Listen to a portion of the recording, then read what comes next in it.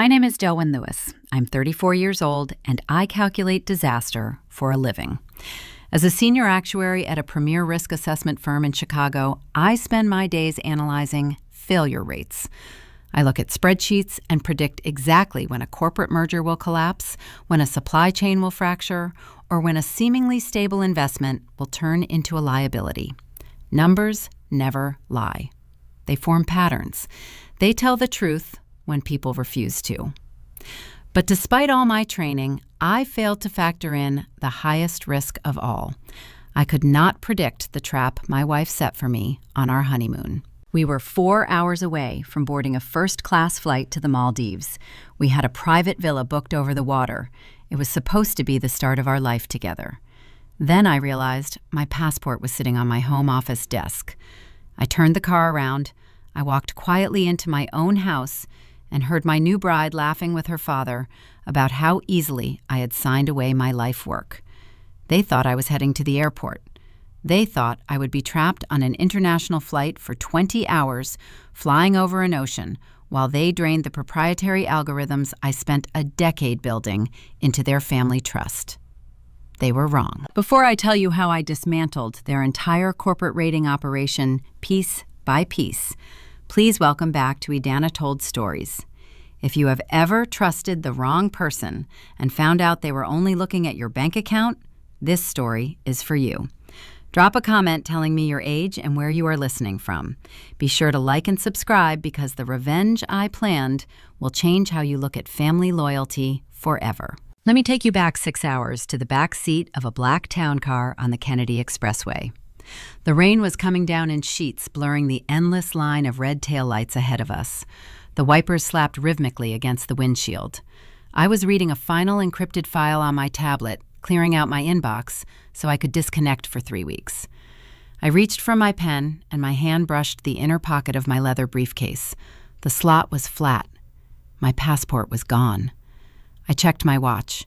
We had plenty of time before boarding.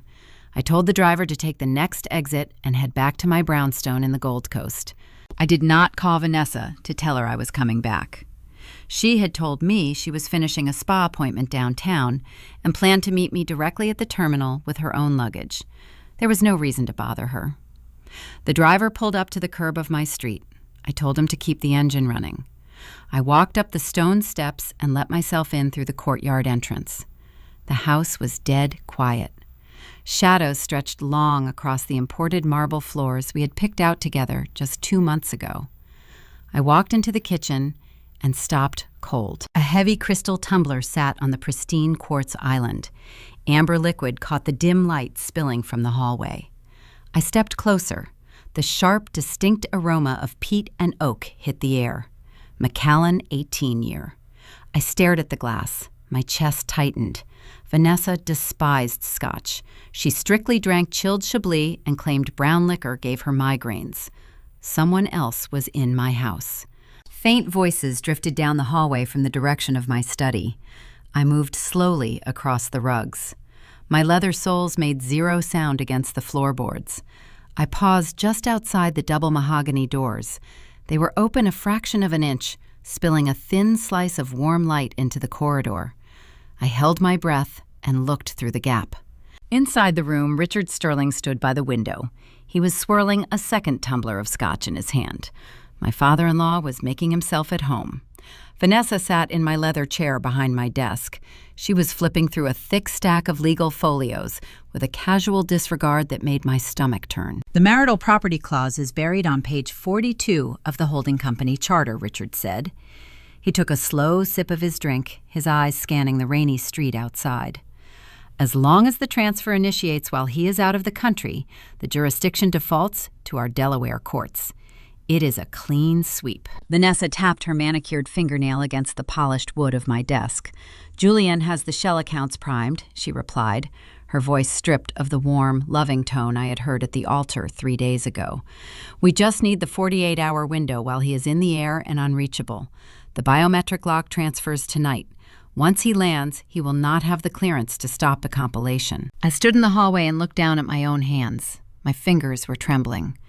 I had spent 2 years loving this woman.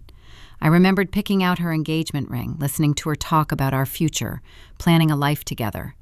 Every smile, every late-night conversation, every shared secret was a calculated move on her part to get past my legal defenses.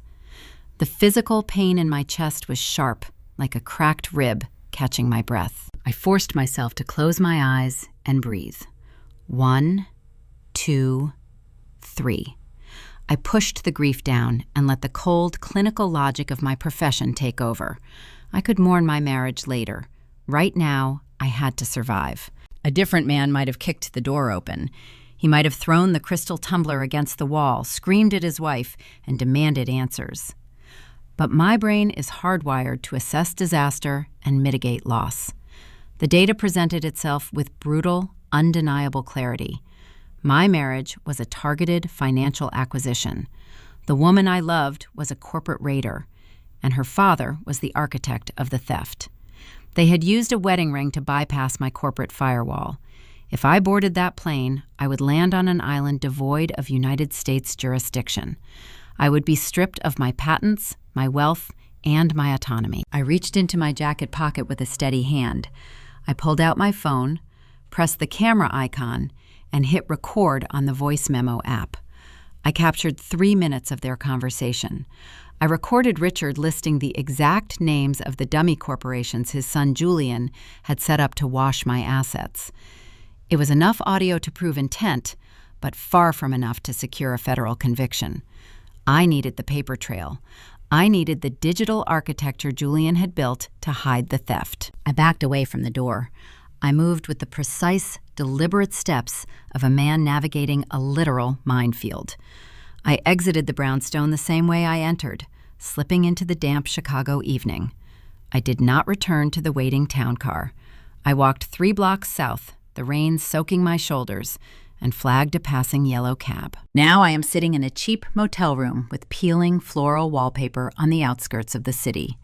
The air conditioning unit rattles in the corner, blowing stale air. I discarded my ruined suit jacket on the linoleum floor. I am staring at my phone screen in the dark. The battery reads 40%.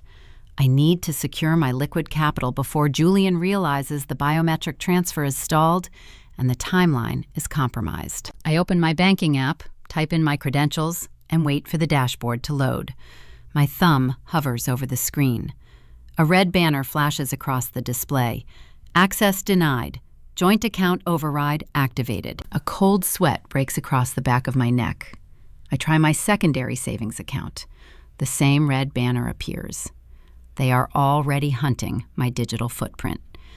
Julian is locking the doors from the inside. I am locked out of my own money, sitting in a dark room armed with nothing but my intellect and a dying cell phone. The honeymoon is over, the war has begun, and I am the only one who knows the battle lines have been drawn. The stale smell of old cigarette smoke and industrial bleach clung to the cheap motel bedding. Delwyn sat cross-legged on the sagging mattress, the room illuminated only by the sterile glow of his laptop screen. Outside, the Chicago rain lashed against the single-pane window, distorting the neon vacancy sign across the street into a blur of frantic red light. He had 72 hours of battery life on his machine and a secure encrypted hotspot he utilized for corporate emergencies. This qualified as an emergency. He opened his terminal and began cataloging his digital footprint. As a senior actuary, he spent his life mapping out catastrophic failure points for multinational corporations. He understood how systems collapsed.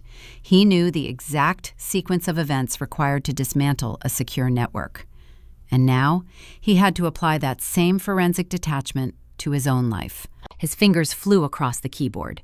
He checked his firm's external employee portal. His credentials still registered as active. The board of directors had not yet received the forged transfer documents.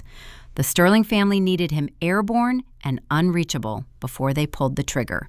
They needed the illusion of an ordinary honeymoon to cover the theft of his proprietary algorithms. A sharp vibration shattered the quiet of the room. Delwyn flinched. His smartphone buzzed against the laminate nightstand, the screen lighting up the dark corner. He stared at the device. He knew he should turn it off to prevent GPS tracking, but curiosity and tactical necessity kept his hand still. The screen displayed a notification, a text message from Vanessa. He picked up the phone. His thumb hovered over the glass. He opened the message. "Baby, where are you?" the text read. "The gate agent is threatening to close the doors. I am so worried. Please tell me you are almost here. I'm getting on the plane. I will wait for you at the villa. Please call me." Attached to the message was a photograph, a selfie. Vanessa looking into the camera, her lower lip caught between her teeth in a perfect, photogenic display of anxiety. She wore the silk travel blouse she had purchased specifically for the flight. In her right hand, she held a crystal flute of champagne. The background was artfully blurred, showing warm lighting and a frosted glass partition. It looked exactly like the first-class lounge at O'Hare Terminal 5. Delwyn stared at the image. The sheer performance of it made his skin crawl. 3 days ago, he would have looked at that picture and felt a profound protective urge to comfort his bride. Now, he only saw data. He plugged the phone into his laptop and transferred the image file to his desktop. People often forgot that a photograph was more than pixels. It was a dense packet of raw information. He opened a command line interface and ran a basic extraction script to strip the exchangeable image file format data, commonly known as EXIF data, from the photograph. Lines of green text cascaded down his black screen.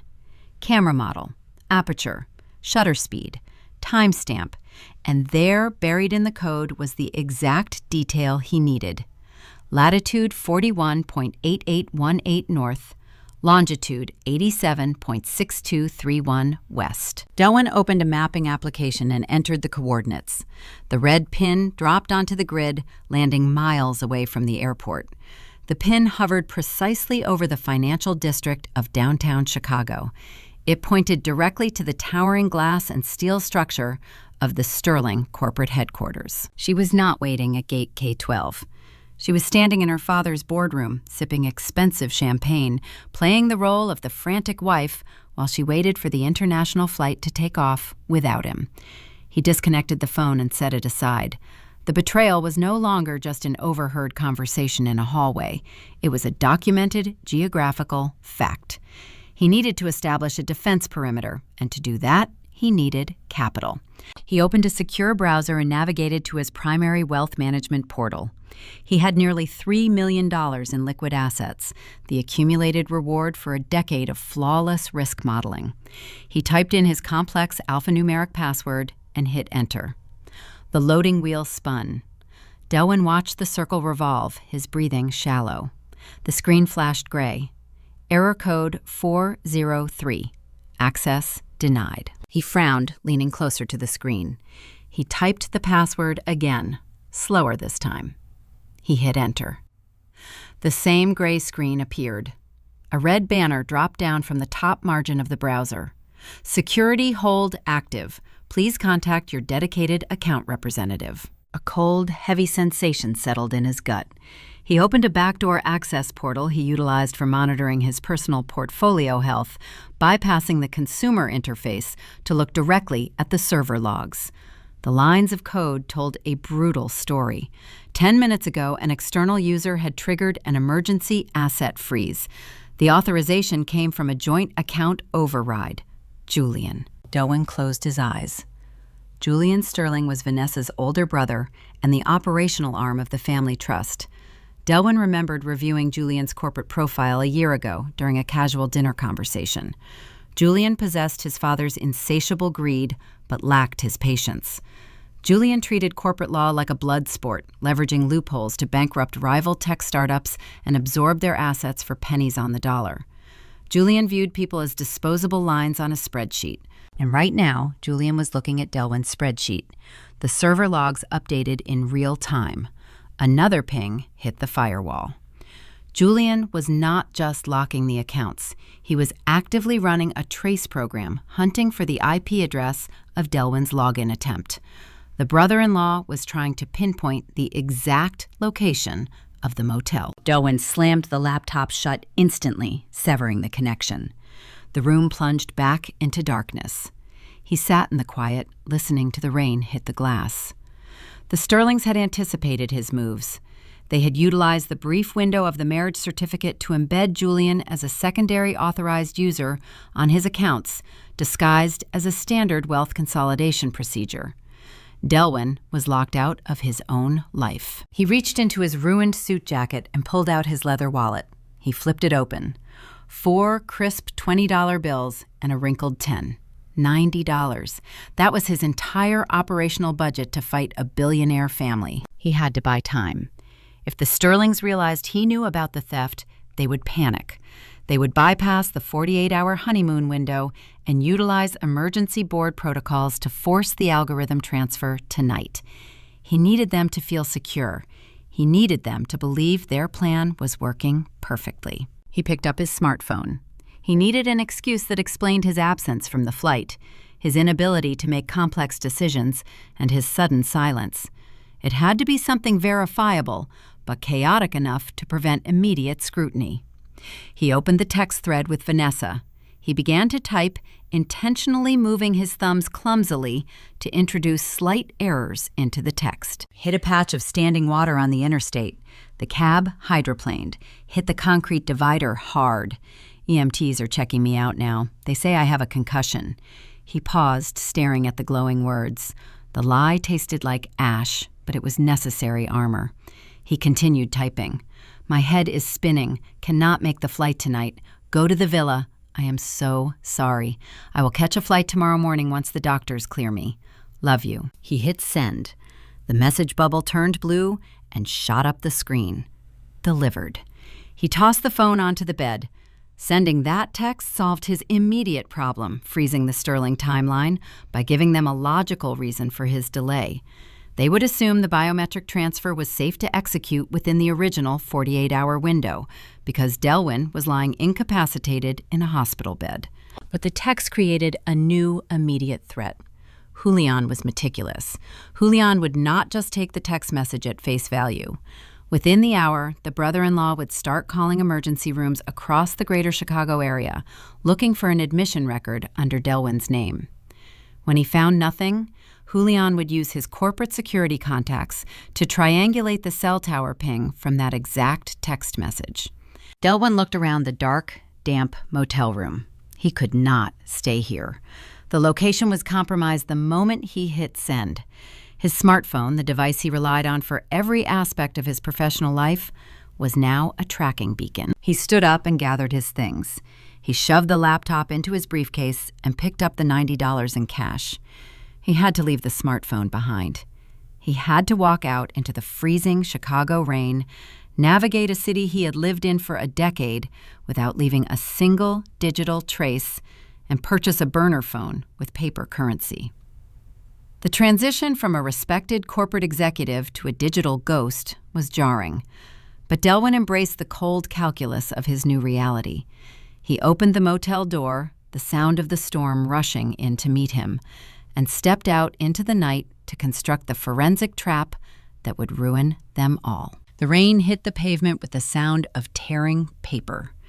Delwyn walked 4 blocks through the South Loop, his bespoke shoes filling with freezing water.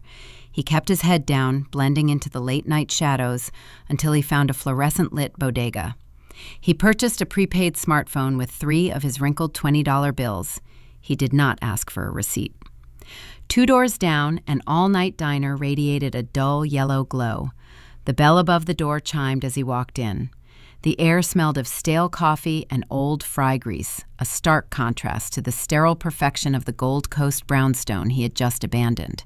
He slid into a cracked vinyl booth in the back corner facing the entrance. A tired waitress dropped a thick porcelain mug of black coffee on the table without asking for his order.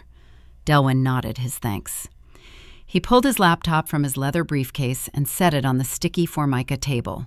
He activated the hotspot on the prepaid phone, establishing a fragile, untraceable connection to the internet. He wrapped his cold hands around the coffee mug. The heat seeped into his skin, steadying the fine tremor in his fingers. He needed to map the exact destination of the intellectual property theft before the sun came up. Delwyn stared at the blinking cursor on his black terminal screen. For a brief second, the glow of the monitor transported him back 8 years to a windowless conference room in Lower Manhattan. He was a junior analyst at the time, brought in to assess the liability of a failing steel suspension bridge over the Mississippi River. The structural engineers in the room were sweating, arguing, pointing fingers over stress tests and microscopic fractures. The project managers were frantic, visualizing the headlines and the lawsuits. Delwyn sat in the corner of that room, silent and perfectly still. He did not panic. He looked at the structural blueprints, isolated the weak points, and ran the numbers. He calculated the exact load capacity required to trigger a total collapse. Steel yielded under pressure. Concrete cracked. People panicked. But the mathematics of failure were always predictable. You just had to count the fractures. He took a slow breath, bringing his mind back to the diner. His marriage was the collapsing bridge. He needed to count the fractures. His fingers moved across the keyboard. He initiated a virtual private network, routing his connection through a server in Iceland, then bouncing it to a proxy in Singapore. He needed to remain invisible. He typed the administrative override codes for his risk assessment firm. As a senior executive, he helped design the security architecture protecting the company's servers. He knew the backdoors because he had built them to withstand corporate espionage. He bypassed the dual authentication protocols and slipped past the main firewall undetected. The firm database opened before him like a sprawling digital city. He navigated to the restricted intellectual property vault. This was where his proprietary risk algorithms lived, the very code that accurately predicted global market fluctuations. He accessed the pending transfer ledger. The files were queued for extraction, waiting for the biometric lock to release at midnight. Delwyn traced the destination path of the pending transfer. The code was not heading directly into the Sterling family trust. That would be too obvious. The destination IP routed to a holding company registered in Delaware. He ran a background query on the holding entity. The results cascaded down his screen. The holding company did not stand alone. It fractured into a labyrinth of 12 different limited liability corporations. They all shared the same registered agent and the same post office box in Wilmington. He dug deeper into the incorporation documents. He cross-referenced the dates the shell companies were established. A cold wave of clarity washed over him. The first dummy corporation was registered on the exact day Vanessa accepted his marriage proposal. The subsequent shells were opened in parallel with their wedding planning milestones, the venue deposit, the catering tasting, the final dress fitting. Julian Sterling had been quietly building the financial architecture to wash Delwyn assets while Delwyn was picking out floral arrangements. Suddenly, a red warning line materialized at the bottom of his terminal window. System alert. Concurrent administrative user active. Delwyn stopped typing. The diner around him faded into background noise. He watched the screen. User J. Sterling initiating diagnostic sweep. Julian was awake. His brother-in-law was inside the server network, manually monitoring the perimeter. The fabricated text message about the car crash had not pacified Julian. It had made him suspicious. Julian was looking for anomalies, checking the digital locks to ensure the algorithm transfer remained undisturbed. A second red line appeared. Port scan detected. Trace route active. Julian had noticed an invisible user brushing against the intellectual property vault. The brother-in-law was running a trace program, actively hunting the source of Delwyn connection.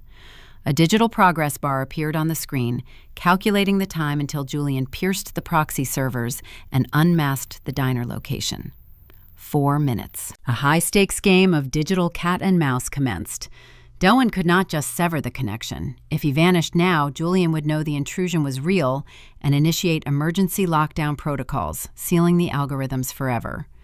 Delwyn had to secure the core registry of those shell companies. It was the only proof of the premeditated theft. Delwyn split his terminal screen. On the left side, he initiated a bulk download of the Delaware corporate registry files, pointing the data toward his encrypted flash drive. The files were dense, loaded with thousands of pages of fraudulent tax addendums and forged board resolutions. The download progress bar crawled. 10%. 20%. On the right side of his screen, Julian Traceroute chewed through the Singapore proxy. 3 minutes remaining. Delwyn typed a rapid sequence of commands, constructing a ghost script. He created a decoy IP address, wrapping it in layers of false metadata to make it look like a corporate rival operating out of an office park in Eastern Europe. He deployed the decoy into the firm public-facing server, instructing the script to repeatedly attempt a brute force password hack. It was loud, clumsy, and impossible to ignore. The red text on his screen updated. Trace route diverted. Julian took the bait. The brother-in-law stopped hunting the quiet shadow in the intellectual property vault and redirected his security sweep to crush the noisy intruder hammering the front door. Delwyn watched the download bar on the left. 70%. 80%. Julian crushed the ghost script in seconds, realizing the brute force attack was a hollow shell. The trace route snapped back toward Delwyn, accelerating with renewed intensity. 2 minutes. 1 minute. 95%. 99%. Download complete. Delwyn yanked the encrypted flash drive from the side of his laptop. He slammed the lid shut, killing the power and instantly severing the connection. He sat in the quiet booth, his heart hammering against his ribs. The waitress walked past, carrying a tray of dirty dishes, oblivious to the silent war that had just concluded at table 4. Delwyn opened his laptop offline. He plugged the flash drive back in and opened the downloaded registry files. He needed to understand the scope of the enemy he was fighting. He scrolled through the list of Delaware shell companies. As he read the operational histories, his breath hitched. The proprietary algorithms were only the latest entry. The ledgers revealed a staggering history of asset absorption. Delwyn recognized the names of 3 independent biotech startups and 2 software development firms. All of them had filed for sudden, unexplained bankruptcy within the last 4 years. All of their core patents had been quietly purchased by these exact same shell companies for fractions of their actual value. The truth settled over him with crushing weight. This was not a localized betrayal. He was not just the victim of a bad marriage. The Sterlings did not simply protect their wealth. They hunted. They ran a highly organized syndicated corporate raiding operation. They targeted innovators, integrated them into the family orbit through strategic partnerships or manufactured romances, and then systematically stripped them for parts. Delwyn closed the file. He rubbed his temples, feeling the sharp edge of exhaustion. He had the blueprint of their crimes, but blueprints were useless without a witness to verify the structure. He could not fight a billionaire family syndicate from a sticky diner booth. He could not walk into a police station with downloaded server logs and claim his wife was a corporate spy. Richard Sterling played golf with the district attorney. Julian had half the city judges on speed dial. If Delwyn went to the authorities now, the Sterlings would bury him in litigation until he ran out of money and air. To dismantle a fortress built on secrets, he needed someone who had lived inside its walls. He needed a defector. He needed an insider who understood the Sterling family playbook because they had suffered through it themselves. Delwyn reached into his pocket and pulled out the prepaid burner phone. He stared at the blank screen, thinking of the one person Richard Sterling had failed to control, the one family member who had been violently excised from the trust 5 years ago. He had never met her, but Vanessa used to speak her name with a mixture of fear and contempt. It was time to make a phone call. The freezing rain had faded to a fine, piercing mist by the time Delwyn exited the 24-hour diner. He pulled the collar of his ruined suit jacket high against his neck, stepping carefully over slick cobblestones and flooded gutters. He needed to construct a physical, documented reality to match the text message he had sent his wife. A digital message claiming a cab accident was a temporary bandage capable of holding off the Sterling family for a few hours. A signed medical discharge form from an urgent care physician diagnosing head trauma was an ironclad legal shield. Before he had slipped out of the rear courtyard of his Gold Coast brownstone earlier that evening, Delwyn had initiated a specific psychological countermeasure. He understood the fundamental weakness of his enemies. The Sterling family suffered from an incurable arrogance. They believed they were the smartest people in any room they occupied. To keep them blind to his actual investigation, Delwyn had to feed that arrogance. Months ago, he had purchased a cheap prepaid cellular device for an overseas risk analysis project. He placed that specific device on his mahogany nightstand, intentionally leaving the screen unlocked and the battery charged. Drafted in the outbox of that phone were a series of fabricated messages directed to a fictitious offshore banking contact in the Cayman Islands. The drafted texts discussed an imminent, panicked capital flight, asking how quickly wire transfers could clear international borders. Delwyn knew Julian would search the brownstone. The brother-in-law would inevitably find that phone. The fake messages would weave a false narrative, convincing the entire Sterling syndicate that Delwyn was terrified, running a sloppy escape plan, and entirely focused on liquidating cash. If they believed he was running away, they would never suspect he was digging into their Delaware shell corporations. Delwyn pushed through the heavy glass doors of a late-night urgent care clinic bordering the financial district. The waiting room smelled of sharp antiseptic chemicals and stale magazines. The harsh fluorescent lighting stung his tired eyes. A receptionist sitting behind a plexiglass barrier slid a plastic clipboard across the counter without looking up. Delwyn filled out the patient intake forms using his non-dominant hand, ensuring his handwriting appeared erratic and strained. When he slid the clipboard back, the receptionist requested a $250 copay. Delwyn reached into his wallet and pulled out his primary joint credit card. He knew he was walking a dangerous wire. Swiping the card would instantly ping the location to his financial institution. However, a man disoriented by a car crash would logically use his own plastic to pay for medical care. He had to maintain the illusion. The receptionist swiped the card through the terminal. The machine emitted a flat, discordant tone. She frowned, wiped the magnetic strip against her sweater, and swiped it a second time. The same harsh tone echoed in the quiet room. "Declined," she stated, sliding the plastic back across the counter. "You have another form of payment?" Delwyn felt a sudden cold drop in his chest. Julian was not just locking the investment portfolios in the offshore holding accounts.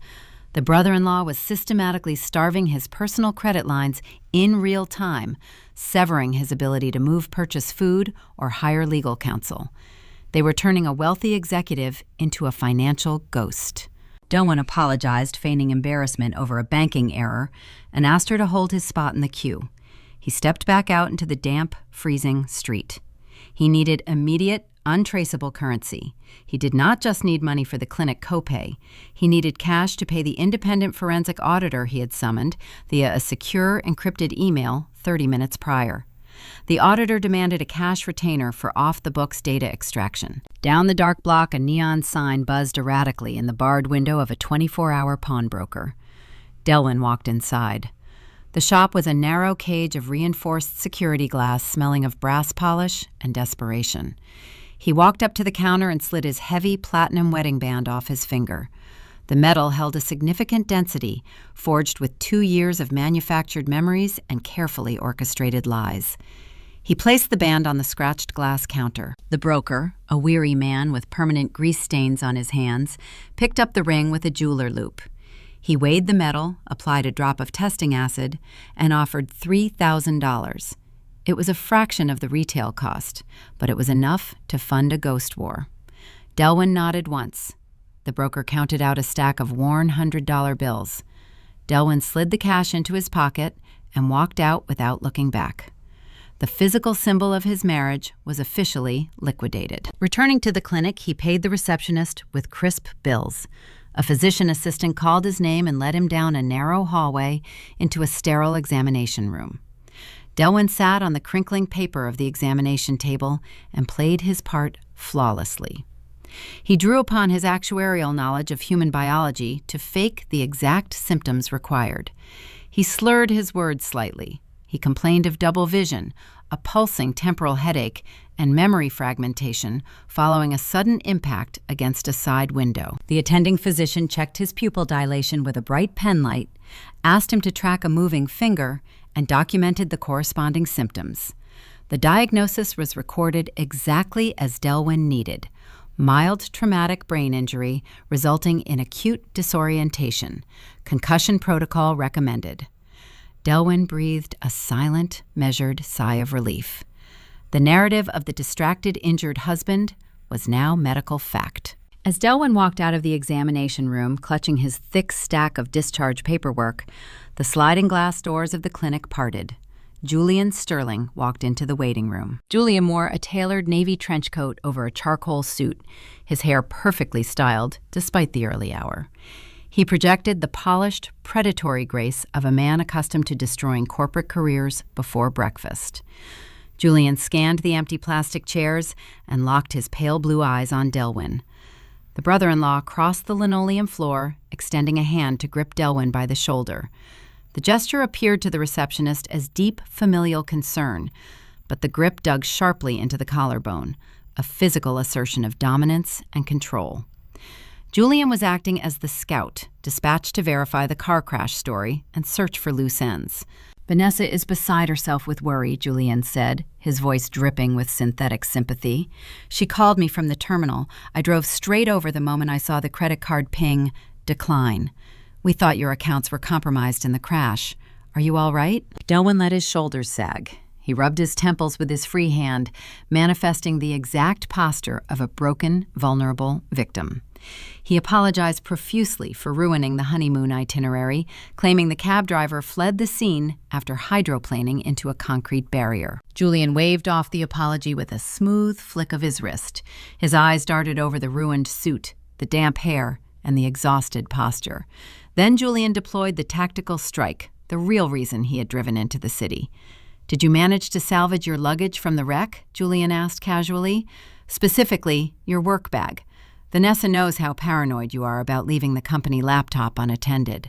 The subtext hung in the air like a blade.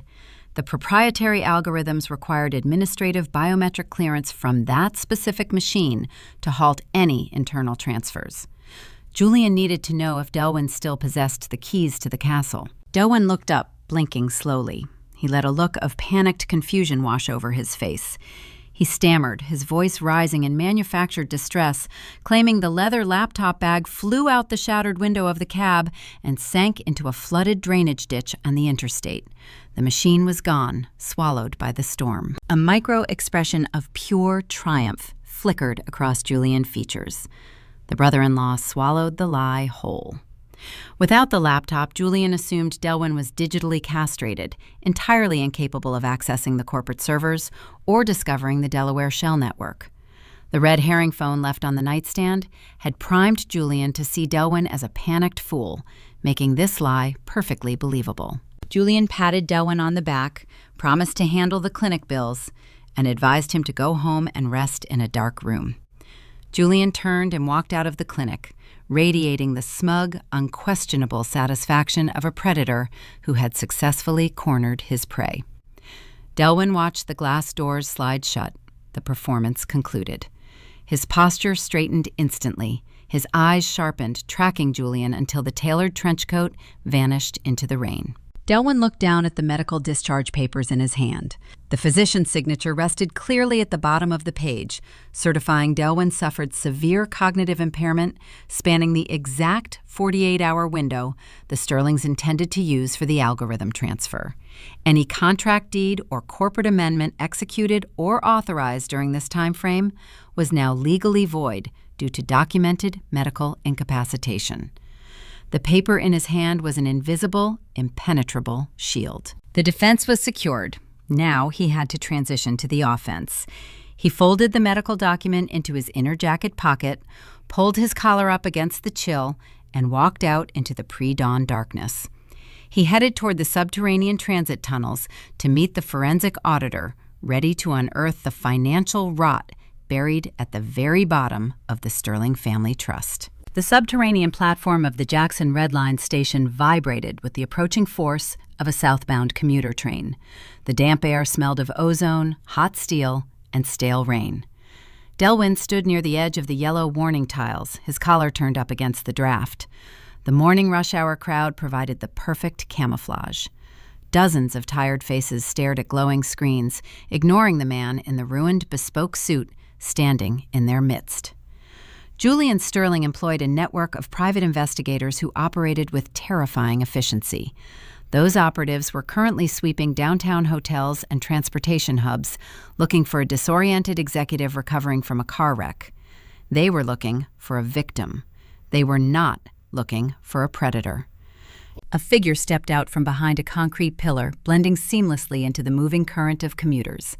Elias wore a faded wool peacoat and carried a scuffed leather messenger bag. He was an independent forensic auditor, a man who traded in buried financial secrets and operated strictly off the grid. Delwyn had routed the secure email to him hours ago from the diner booth. Elias stopped beside Delwyn. They did not shake hands. They stood shoulder to shoulder, staring at the empty tracks. The screech of the arriving train echoed through the tunnel, a deafening roar of metal on metal that rendered any listening device entirely useless. Delwyn reached into his pocket. He pulled out the thick stack of worn $100 bills he had acquired from the pawnbroker. He passed the cash to Elias without looking down. The auditor slipped the money into his coat. In exchange, Elias produced a small, unsealed manila envelope. He slid it into Delwyn's waiting hand. The train doors hissed open, unleashing a flood of passengers onto the platform. Elias stepped forward, dissolving into the chaotic wave of bodies, and boarded the train without ever making eye contact. Delwyn turned his back to the tracks and walked toward the exit stairs. He opened the envelope. Inside lay a single, flat, brass key. The metal was heavy, devoid of any identifying serial numbers or bank logos. The key was not a new discovery. Delwyn had acquired it 3 months ago during a Sunday evening dinner at the Sterling family estate in Lake Forest. The memory played in his mind with crystalline clarity. Richard Sterling had been furious that night, arguing heatedly with Julian over a declining yield in one of their offshore holding accounts. Richard had thrown his heavy cashmere overcoat onto a velvet armchair in the foyer before storming into the dining room. Delwyn had lingered behind in the hallway, pretending to admire a framed architectural print. He noticed the distinct shape of the brass key protruding from the inner pocket of the coat. A senior actuary never ignored an anomaly. Men like Richard Sterling did not carry loose keys. They employed drivers, house managers, and security teams to open their doors. A physical key meant a physical secret, something too sensitive to entrust to a digital passcode or a hired subordinate. Delwyn had palmed the key, slipped it into his trouser pocket, and spent the remainder of the evening calmly eating roasted lamb while his future father-in-law complained about federal tax regulations. Delwyn had mailed a wax mold of that key to Elias weeks later, instructing the auditor to trace the unique bidding pattern to its corresponding vault. Elias had succeeded. Printed on the inside flap of the manila envelope was an address for a private, highly discreet depository located deep in the financial district. Delwyn emerged from the subway station into the pale gray light of the Chicago morning. He walked 6 blocks west, his mind calculating the variable outcomes of the coming hour. He arrived at a featureless stone building situated between 2 towering corporate high-rises. The brass plaque beside the reinforced door read, First Continental Depository. He presented his forged identification documents to the silent security attendant in the lobby. The guard inspected the paperwork, nodded, and escorted Delwyn to an elevator that descended 2 floors below street level. The air in the subterranean level was temperature-controlled and bone-dry. A vault manager in a tailored suit guided Delwyn down a long corridor lined with polished steel safety deposit boxes. The manager stopped at box 412. Delwyn inserted the brass key into the primary lock. The manager inserted a master key into the secondary mechanism. They turned the keys in unison. The heavy internal tumblers clicked into place. The manager withdrew his key, offered a polite nod, and walked away, affording Delwyn total privacy. Delwyn pulled the long steel drawer from the wall. He carried it to a private viewing booth equipped with a single desk and an overhead halogen lamp. He sat down and opened the lid. The box contained a thick stack of legal documents printed on heavy watermarked parchment. There were no diamonds, no bearer bonds, no stacks of hidden currency.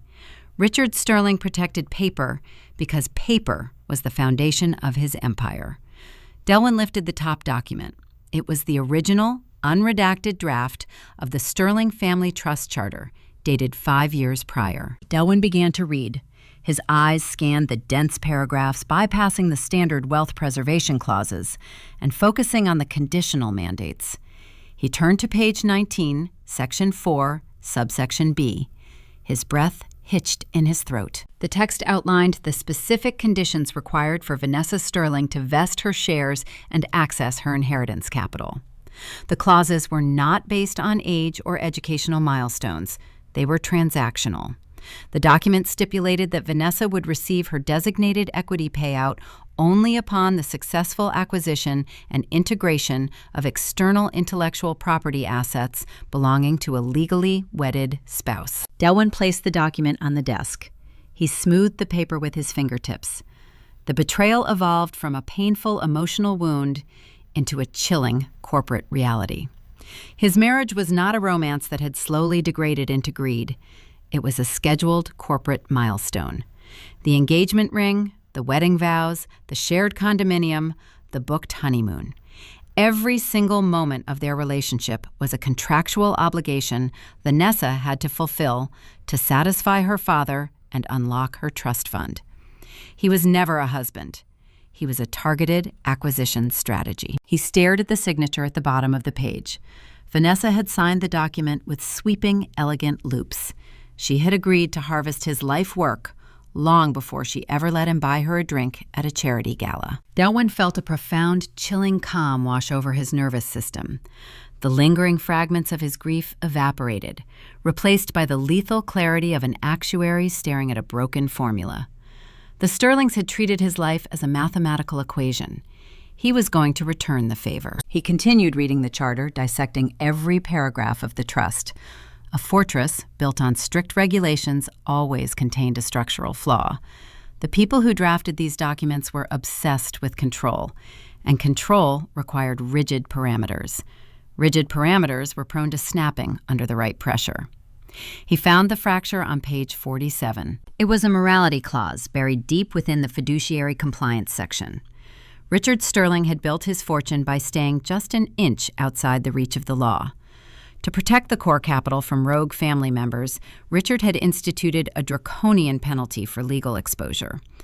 The clause stated that any primary beneficiary formally indicted for severe violations by the Securities and Exchange Commission would trigger the immediate dissolution of their beneficiary rights.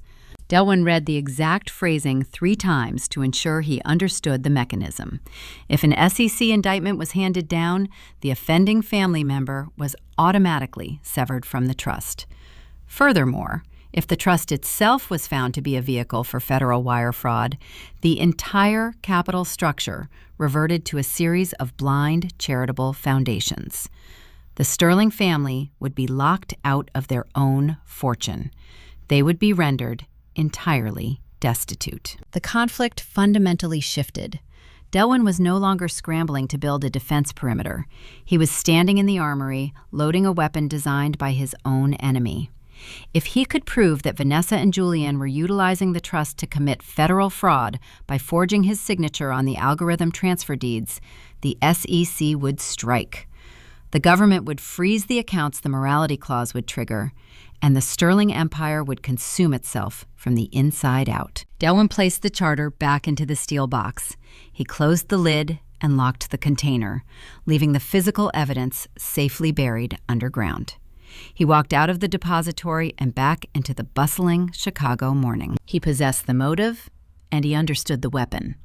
But federal investigators did not launch corporate raids based on the suspicions of a disgruntled husband. He needed to present a documented, undeniable history of extortion to the authorities to guarantee a swift indictment. The downloaded shell company ledgers were a strong start, but they lacked the human context required to compel an ambitious prosecutor. He needed a witness who could testify to Richard Sterling and his historical pattern of bankrupting tech founders. He pulled the prepaid phone from his pocket. He needed the exiled sister. Clara Sterling had vanished from the Chicago social scene 5 years ago after her own marriage ended in a suspicious corporate disaster. Vanessa always claimed Clara suffered a breakdown and moved away. Delwyn suspected Clara had survived the exact same trap he was currently standing in.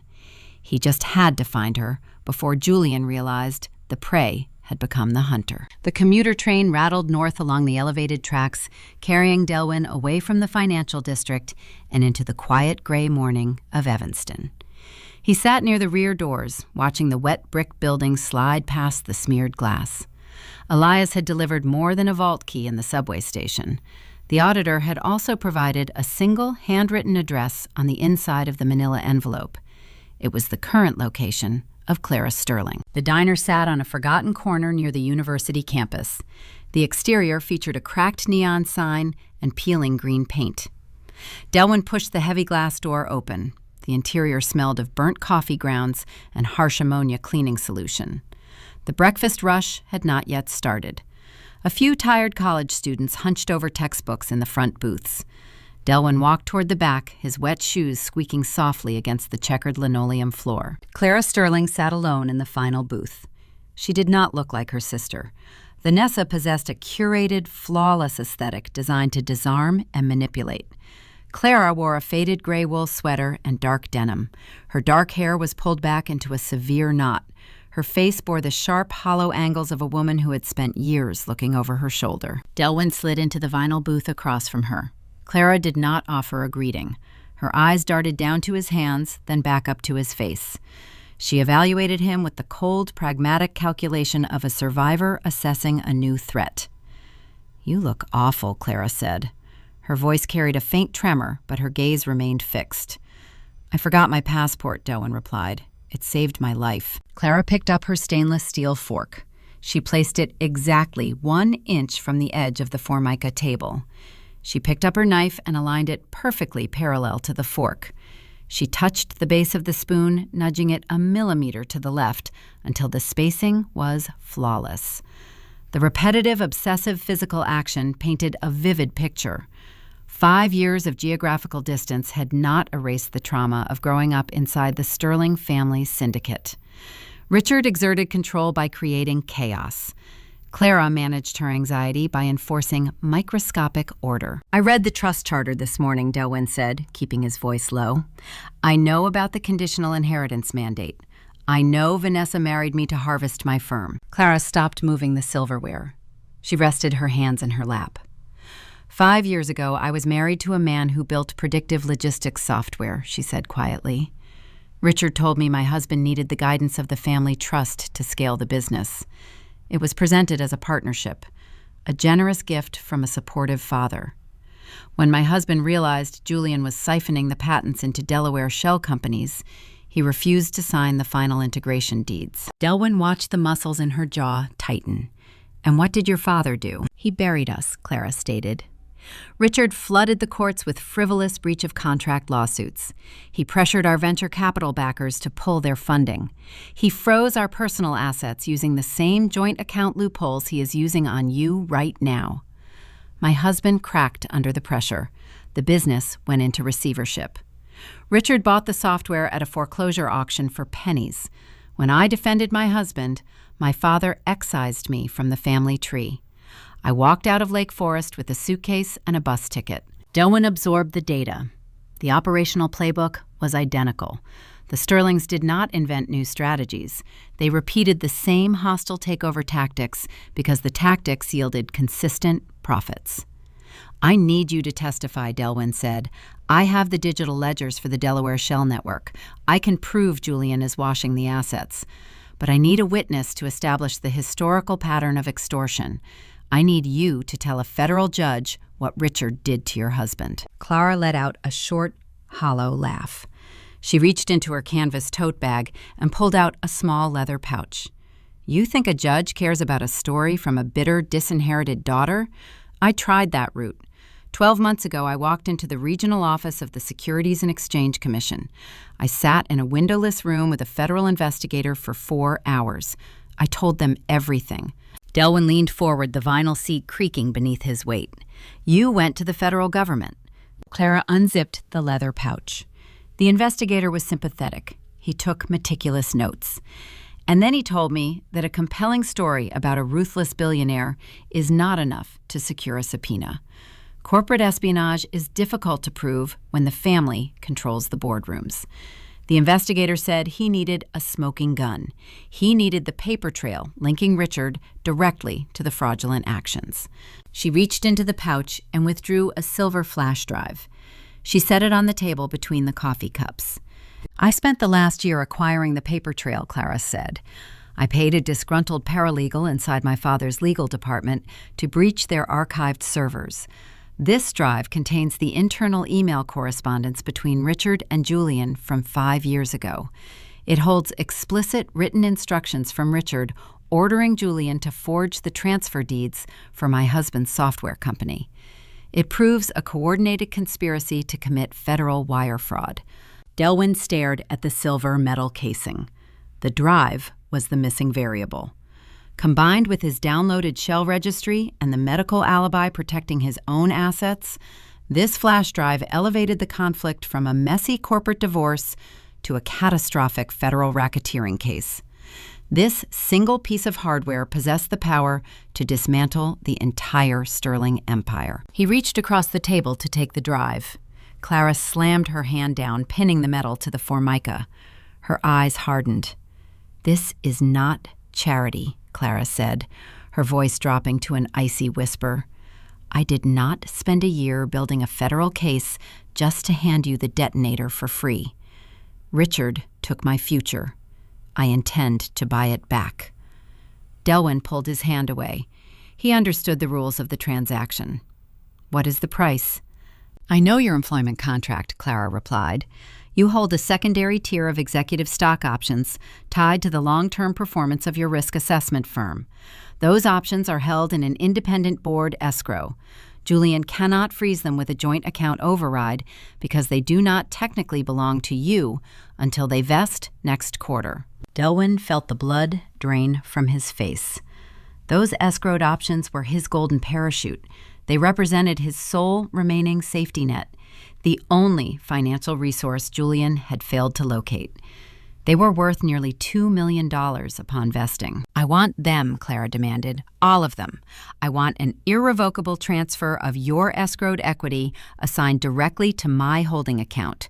You sign the transfer right here, right now, or I walk out of this diner and drop this flash drive into the Chicago River." The air in the diner grew thick. Delwyn ran a rapid actuarial calculation in his mind. He was weighing the certainty of ruin against the probability of survival. If he refused the trade, he retained his unvested options, but Julian would inevitably force the algorithm transfer bankrupt his career and likely frame him for the corporate losses. If he accepted the trade, he would sacrifice his absolute last financial defense. He would walk out of the diner with $90 in his pocket and zero fallback capital. The risk factor escalated to 100%. He looked at Clara. He saw the same ruthless, calculating intelligence that Richard possessed, redirected toward survival instead of greed. She was a Sterling. She knew how to close a deal. Delwyn reached into his jacket pocket and retrieved a silver fountain pen. He pulled a blank paper napkin from the chrome dispenser on the table. In the state of Illinois, a clear, handwritten intent of transfer, properly dated and signed, constituted a legally binding promissory contract. He uncapped the pen. He wrote the irrevocable transfer order, detailing the specific escrow account numbers and assigning total ownership of the equity options to Clara. He signed his name at the bottom with steady, deliberate strokes. He slid the napkin across the table. Clara picked up the napkin. She read the text twice, folded it carefully, and placed it inside her canvas bag. She lifted her hand, releasing the silver flash drive. Delwyn picked up the drive and slipped it into his pocket. He was entirely destitute on paper. His risk exposure was absolute, but he possessed the weapon required to trigger the morality clause in the Sterling family trust. He was ready to initiate the federal strike. He stood up from the booth. Before he could speak, his prepaid burner phone vibrated violently against his thigh. He pulled the device from his pocket.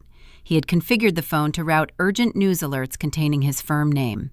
The screen illuminated with a breaking news notification from a prominent Chicago business journal. A video thumbnail filled the display. It was Vanessa. She sat on the edge of a pristine white sofa, her makeup artfully smudged to simulate fresh tears. A digital headline crawled across the bottom of the alert. Risk assessment executive Delwyn Lewis suffers suspected mental breakdown, abandons bride on honeymoon. Delwyn clicked the video. The volume was low, but Vanessa's trembling voice cut through the ambient noise of the diner. She looked directly into the camera lens, weaving a terrifying narrative of instability, erratic behavior, and sudden corporate abandonment. In the background of the shot, resting conspicuously on the mahogany nightstand, was Delwyn's favorite luxury timepiece. It was a masterclass in psychological manipulation, designed to destroy his credibility before he could ever step inside a courtroom. The PR strike had begun. Delwyn realized the board of directors at his firm would see the video within minutes. The Sterlings were not waiting for the 48-hour window to close. They were moving to strip his executive powers today. Delwyn shoved the phone into his pocket and sprinted for the exit. The freezing morning air hit Delwyn like a physical blow as he exited the diner. He walked fast, his damp shoes slapping the concrete, seeking the anonymity of the nearby university campus.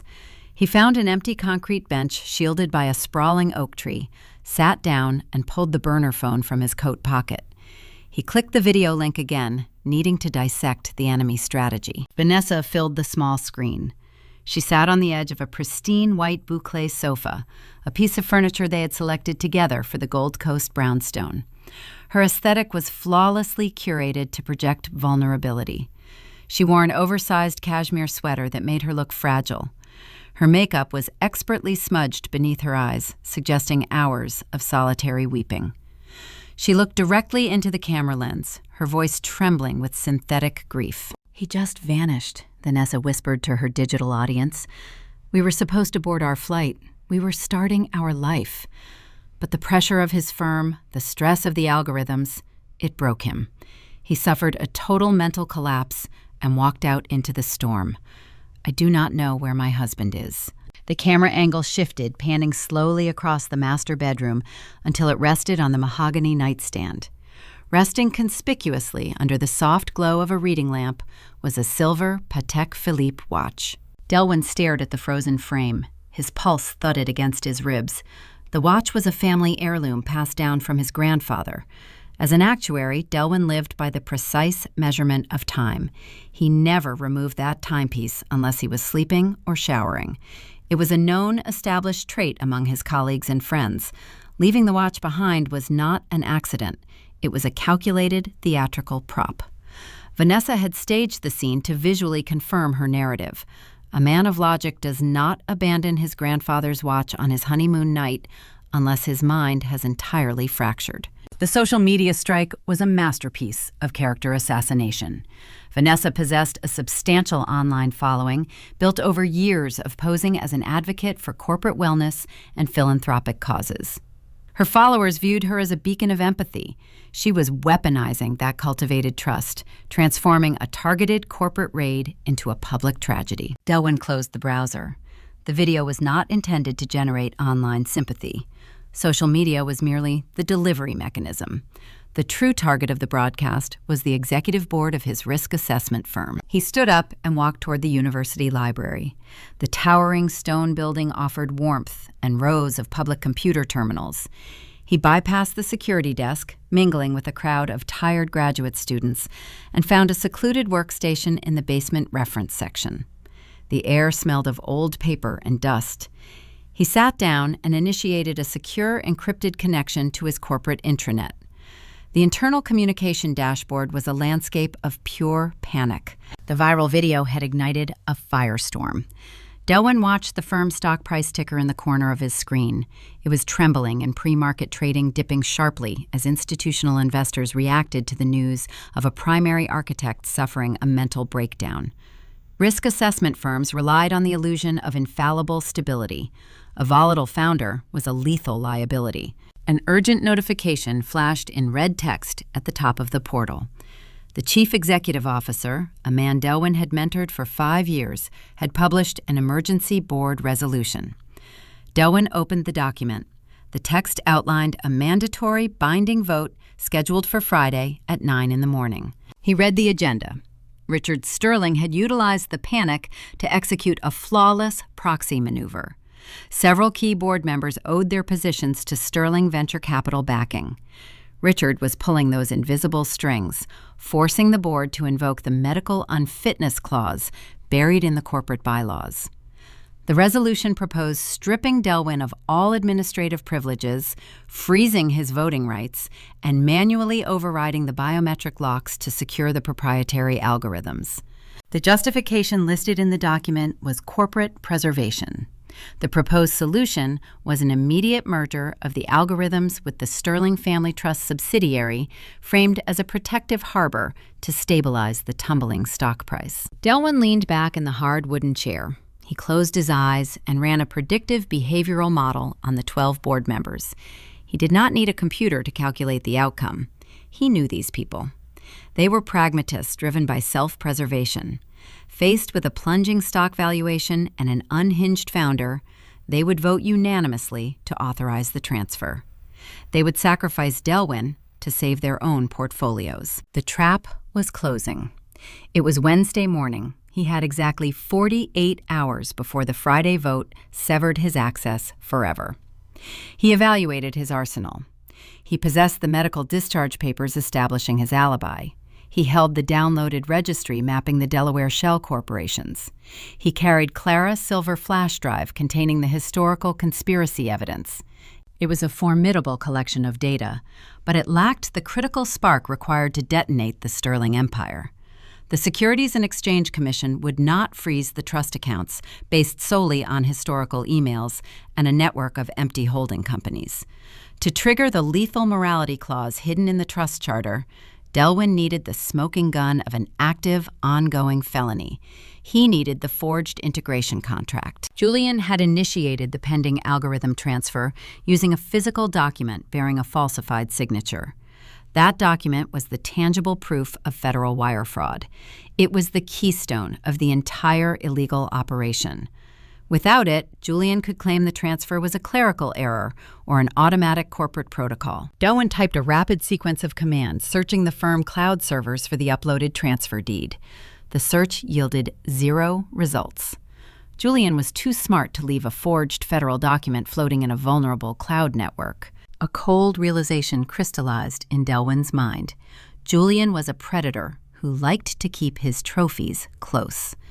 The brother-in-law handled all sensitive illegal documentation offline to prevent digital interception. The forged integration contract, along with the master keys to the Delaware shell companies, would be stored on a private, air-gapped server. An air-gapped server possessed no connection to the internet.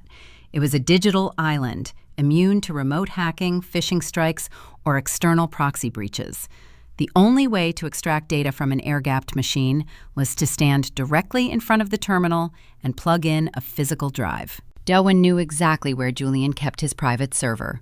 It resided on the top floor of the Sterling corporate headquarters, locked inside a reinforced executive suite guarded by 24-hour security personnel. The parameters of the war shifted again. Delwin could no longer fight from the shadows of cheap motels and public libraries. He had to cross the perimeter. He had to physically infiltrate the most secure building in the financial district, bypass the internal firewall, and steal the forged document before the sun rose on Friday morning. He logged out of the public terminal, wiping the browsing history with a specialized keystroke protocol. He stood up from the desk, adjusting the lapels of his ruined suit. The societal pressure cooker was boiling, threatening to strip his reputation down to the bone. Let them believe he was broken. Let Vanessa play the grieving bride on camera. Let the board of directors panic over their plummeting stock options. Their arrogance was their greatest vulnerability. They believed he was a panicked fugitive running blindly through the rain.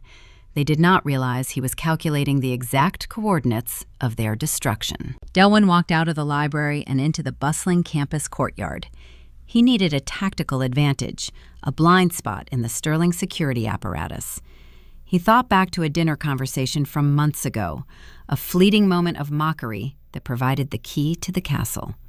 He pulled his collar up against the biting wind and headed toward the train station, preparing to break into the Sterling fortress. The rain stopped just after midnight, leaving the Chicago financial district slick and smelling of wet asphalt and cold exhaust.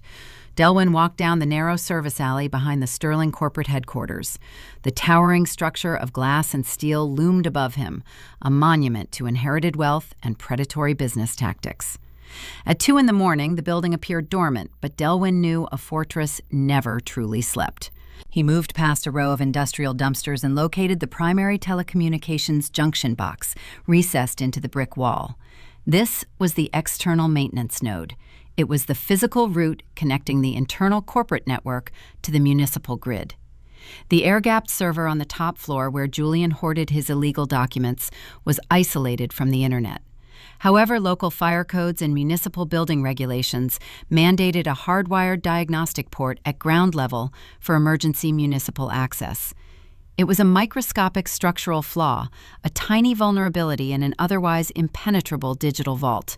Delwyn knelt in the damp grime of the alley. He pulled a titanium pry bar from his coat pocket, a tool he had purchased with cash from an all-night hardware supply store.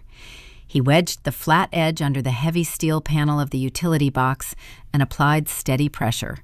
The metal groaned, yielding to the leverage. The locking mechanism snapped.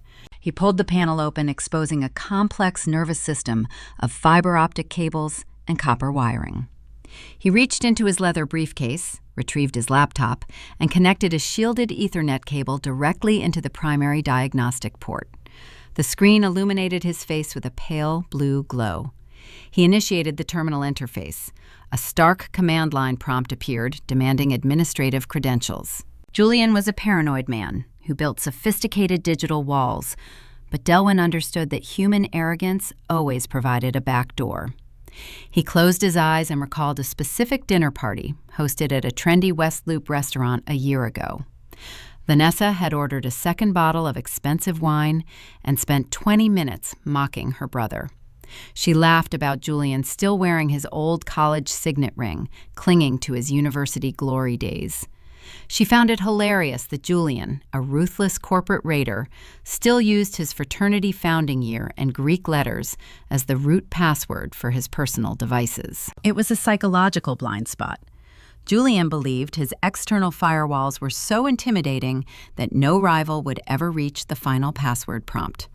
Therefore, he prioritized his own convenience over authentic security. Delwyn opened his eyes. He typed the Greek letters for Delta Kappa Epsilon, followed by the year 1844. The command line blinked. The prompt vanished, replaced by the secure internal directory of the Sterling Executive Server. The password worked. Delwyn navigated through the hidden architecture of the air-gapped machine. He bypassed folders containing offshore tax strategies and political donation ledgers, focusing his search solely on the intellectual property transfers. He located a restricted directory labeled Subsidiary Integration. He opened the folder. Inside sat a series of massive, high-resolution portable document format files. These were the wet ink contracts, the scanned biometric deeds required to legally bind his proprietary algorithms to the Delaware shell companies. He highlighted the entire directory and initiated the download sequence to his encrypted flash drive. A status bar appeared on his screen. The total file size was immense, weighted down by hundreds of pages of high-density legal scans and digital notary stamps. The transfer rate throttled, hampered by the outdated copper wiring of the diagnostic port. The estimated time to completion read 4 minutes. Delwyn crouched in the alley, his breath pluming in the freezing air. He watched the green progress bar inch forward. 10%. 15%. 300 feet above him on the penthouse floor of the Sterling building, Julian was not asleep. The brother-in-law was working late, meticulously preparing the corporate resolutions for the mandatory Friday board meeting. Julian demanded perfection, knowing the board members required a seamless narrative to justify stripping a founder of his equity. A sudden sharp chime echoed in the quiet alley. It did not come from Delwyn. It came from the laptop speaker. A red warning banner cascaded across the terminal window. Physical port draw detected. Manual override initiated from Terminal Prime. Julian had noticed the intrusion. The air-gapped server resided in the same room as his desk. Julian saw the physical diagnostic lights flashing on the server rack, indicating a massive data extraction occurring through the ground floor maintenance trunk. The brother-in-law realized someone was inside the vault. Delwyn watched the screen. The download sat at 30%. Julian did not waste time attempting to trace the connection or run a counterscript. Julian was a predator who understood the value of immediate, decisive action. He slammed his hand down on the corporate lockdown protocol. The architectural reality of the Sterling building shifted. From his vantage point in the alley, Delwyn heard a heavy mechanical thud echo through the concrete structure above him. Julian was physically severing the network connections, triggering automated steel fire doors and dropping the internal servers offline floor by floor. Julian was trapping the intruder by starving the connection from the top down. A digital countdown appeared on Delwyn's screen, tracking the cascading network failure. Floor 40 severed. Floor 39 severed. The download progress bar hit 45%. Delwyn ran the numbers in his head, matching the megabytes per second against the speed of the dropping floors. It was a brutal, unforgiving calculation. The data transfer was too slow. The lockdown was too fast. If the connection died before the final signature page transferred, the entire file packet would corrupt, rendering the evidence useless in a federal court. Floor 30 severed. Floor 25. The progress bar crawled to 60%. Delwyn gripped the edges of his laptop. His knuckles turned white. He could not type a command to accelerate a physical cable transfer. He was entirely at the mercy of the mathematics. Floor 20. Floor 15. 80%. Delwyn heard the deep, rhythmic clanking of the internal security gates locking into place on the lower levels of the building. The sound echoed down the ventilation shafts, a terrifying drumbeat of impending failure.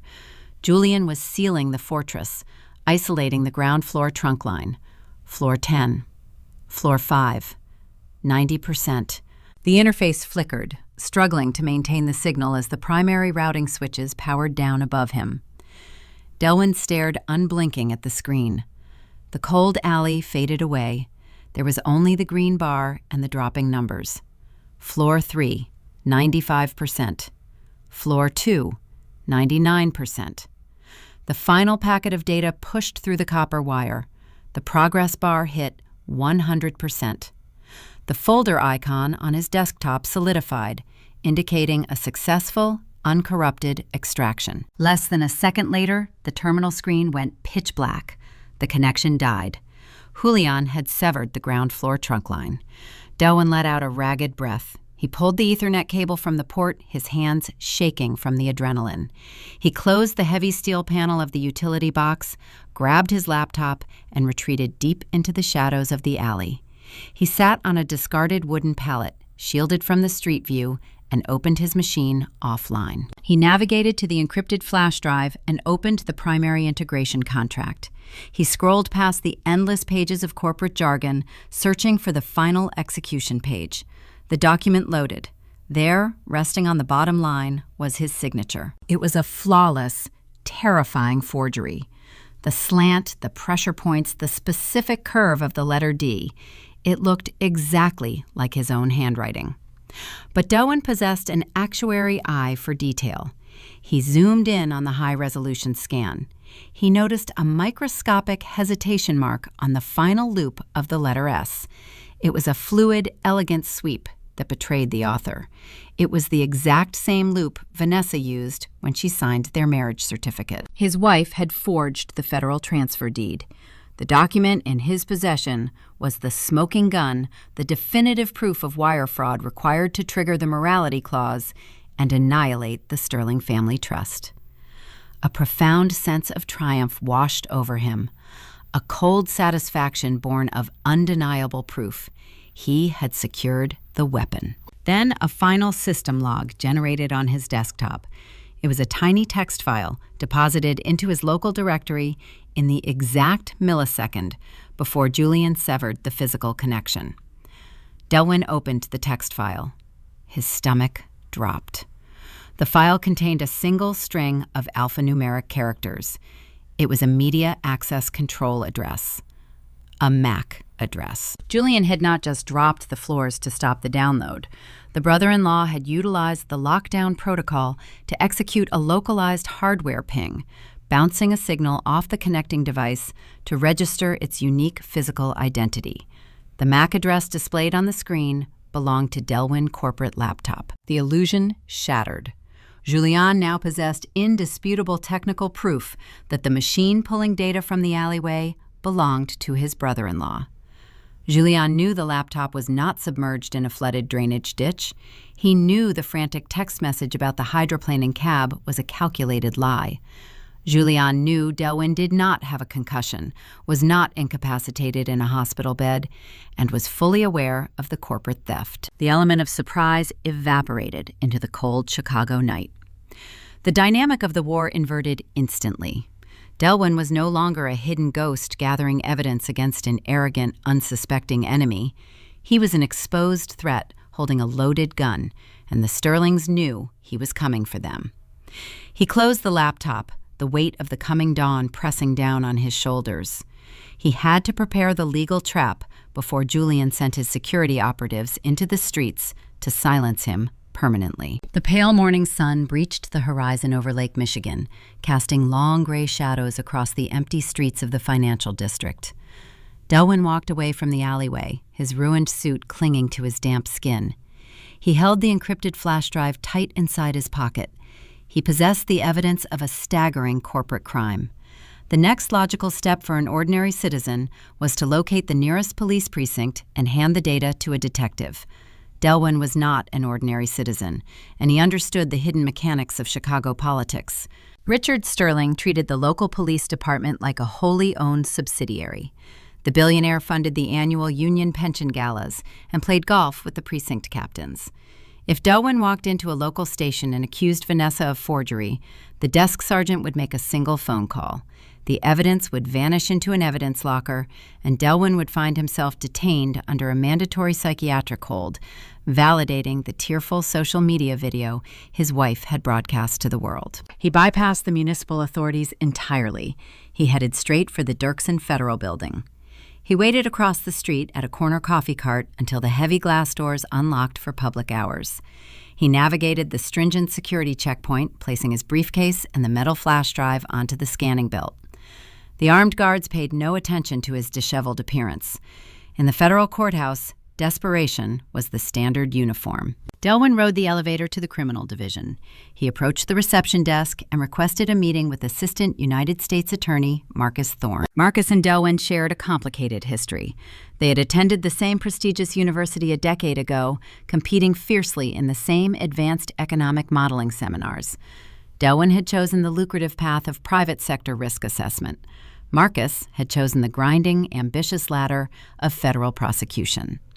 Marcus resented Delwyn for his wealth, but Delwyn knew Marcus craved a high-profile, white-collar prosecution to secure a promotion to the Department of Justice in Washington. The Sterling family was the ultimate prize. A clerk escorted Delwyn down a labyrinth of narrow corridors lined with towering filing cabinets. Marcus Thorne waited inside a cramped, windowless office smelling of old coffee and laser printer toner. Marcus wore a sharp, inexpensive navy suit. His hairline was receding, but his eyes retained the same predatory focus Delwyn remembered from their college debates. Marcus did not offer a handshake. He gestured to a hard plastic chair across his cluttered desk.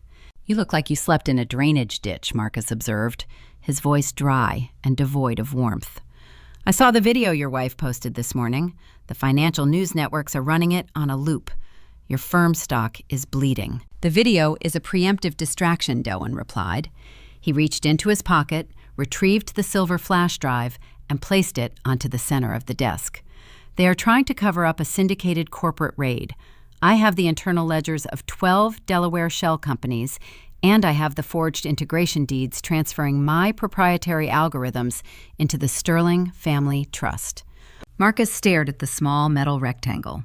The skepticism radiating from the prosecutor was palpable. Accusing a family with a net worth of $2 billion required more than a dramatic story from a humiliated husband. Marcus picked up the drive. He plugged it into a standalone secure terminal, isolated from the main federal network. He opened the files and began to read. The office fell into a deep silence. Delwyn watched his former rival process the data. Marcus leaned back in his chair. He reached up and removed his wire-rimmed glasses. He pulled a small microfiber cloth from his desk drawer. With excruciating clinical precision, Marcus began rubbing the lenses in slow, deliberate circles. The physical tic exposed the meticulous, obsessive nature of the attorney. Marcus was hunting for the flaw in the mathematics. "You breached an air-gapped server to acquire these documents," Marcus stated, holding his glasses up to the fluorescent ceiling light to inspect for smudges. "I secured my own property," Delwyn countered. Marcus placed the glasses back onto his face. The lenses magnified the sharp intensity in his eyes. He turned the monitor so Delwyn could view the screen. The forged integration deed was displayed, zoomed in on the final execution page where Vanessa had faked his signature. "Your wife is an amateur," Marcus said. He pointed his pen at a tiny string of alphanumeric code embedded beneath the digital notary stamp. "You brought me this document to prove forgery. You missed the actual crime." Delwyn leaned forward, his actuarial mind rapidly analyzing the string of numbers. It was a metadata tag. "Look at the geolocation and the timestamp," Marcus instructed. "This digital ink signature was executed 3 weeks ago. Where was your wife 3 weeks ago?" "She was attending a wellness retreat in Aspen," Delwyn answered, the realization slowly washing over him. "Exactly," Marcus said, tapping the screen with his pen. "She was in Colorado. She applied the forged signature to the digital document there, then routed the file through the Delaware Holding Company servers before finally depositing it onto the Chicago intranet. She transmitted a fraudulent financial instrument across state lines. This is not just a local forgery dispute. This is interstate wire fraud." Delwyn felt a surge of cold triumph. The Sterlings had moved too fast. In their haste to prepare the trap before the wedding, they had crossed a jurisdictional boundary that handed the federal government the ultimate authority. "I can authorize the Securities and Exchange Commission to initiate an emergency injunction," Marcus continued, his voice tightening with suppressed excitement. "We can freeze the entire Sterling family trust. We can zero out their credit lines and lock their offshore shells. But there is a significant catch." Marcus minimized the document and folded his hands on the desk.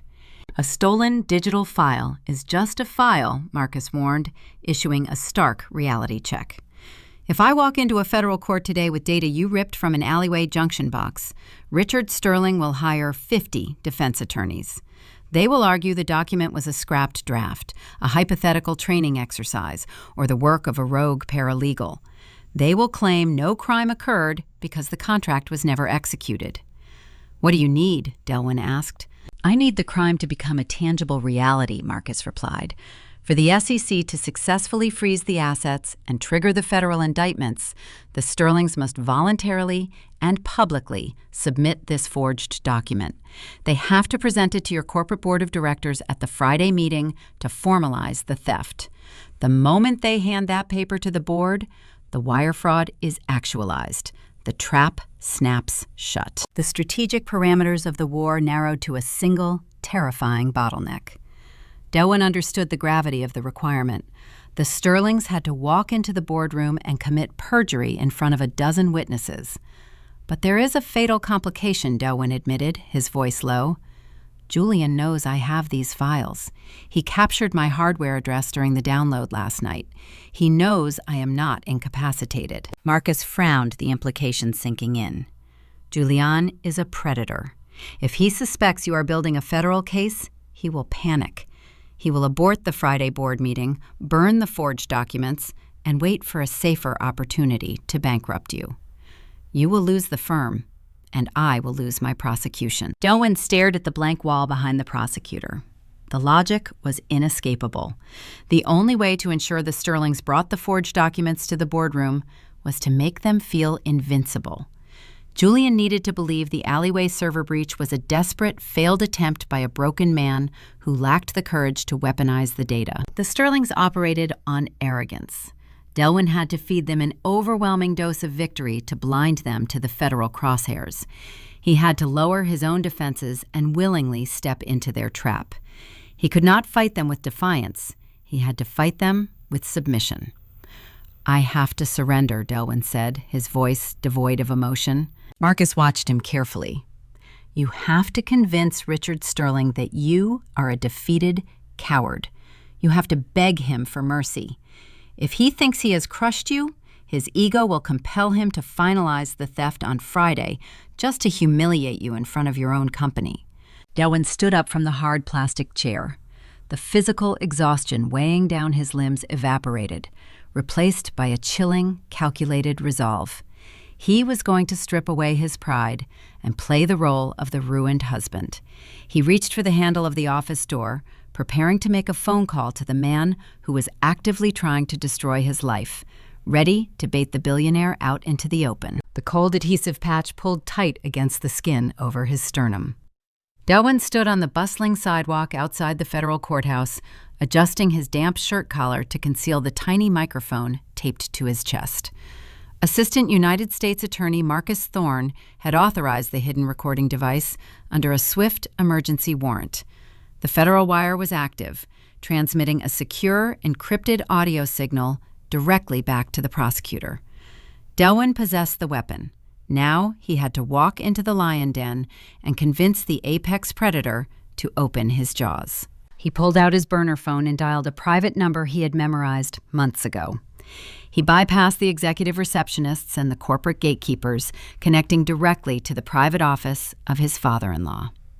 Richard Sterling answered on the second ring. "I need to see you," Delwyn said.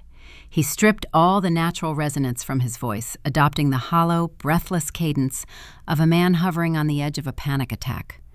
"Julian caught my hardware address in the server last night. My accounts are frozen. The video Vanessa posted is destroying my firm. I have nothing left.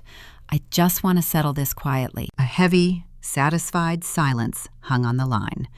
Then a low chuckle echoed through the receiver. "Come up to the penthouse," Richard instructed. "Use the private freight elevator. You are too much of a public relations liability to walk through my main lobby looking like a vagrant." 10 minutes later, Delwyn stepped out of a brass-paneled elevator and into the executive suite of the Sterling corporate headquarters. The air up here felt thinner, filtered through expensive climate control systems, and smelling faintly of lemon polish and old leather. He walked down a corridor lined with dark, imposing mahogany paneling. He pushed open the heavy double doors at the end of the hall. Richard Sterling sat behind a sprawling desk carved from a single slab of imported walnut. The billionaire wore a tailored gray suit that cost more than most automobiles.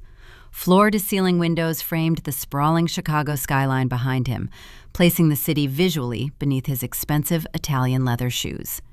Richard did not stand when Delwyn entered the room. He merely steepled his fingers and observed his ruined son-in-law with the detached curiosity of a scientist examining an insect pinned to a corkboard. "Take a seat," Richard commanded, gesturing toward a stiff, high-backed chair opposite the desk. Delwyn sat down. He let his shoulders slump forward. He kept his gaze focused on the polished wood of the desk, avoiding direct eye contact.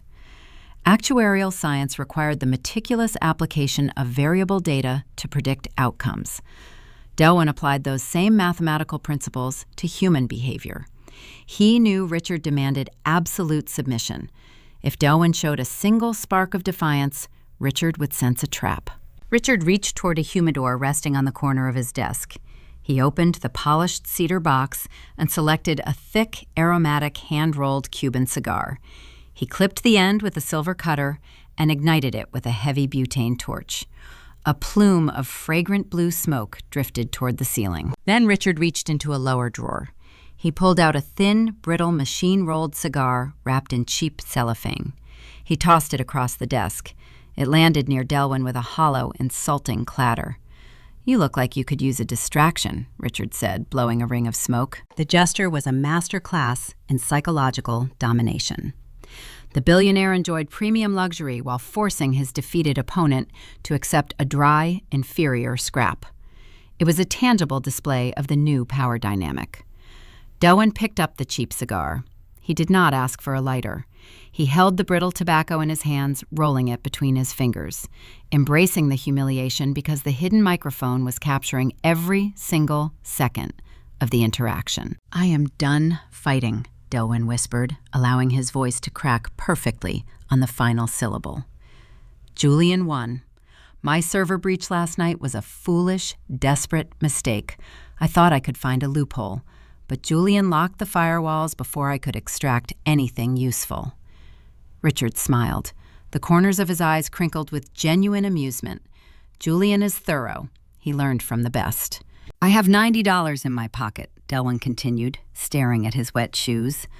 "Vanessa ruined my public reputation with that video. The board is going to strip my voting rights on Friday. I cannot afford to hire a defense firm to fight a drawn-out legal battle over the algorithms. I will sign the non-disclosure agreements. I will sign the annulment papers.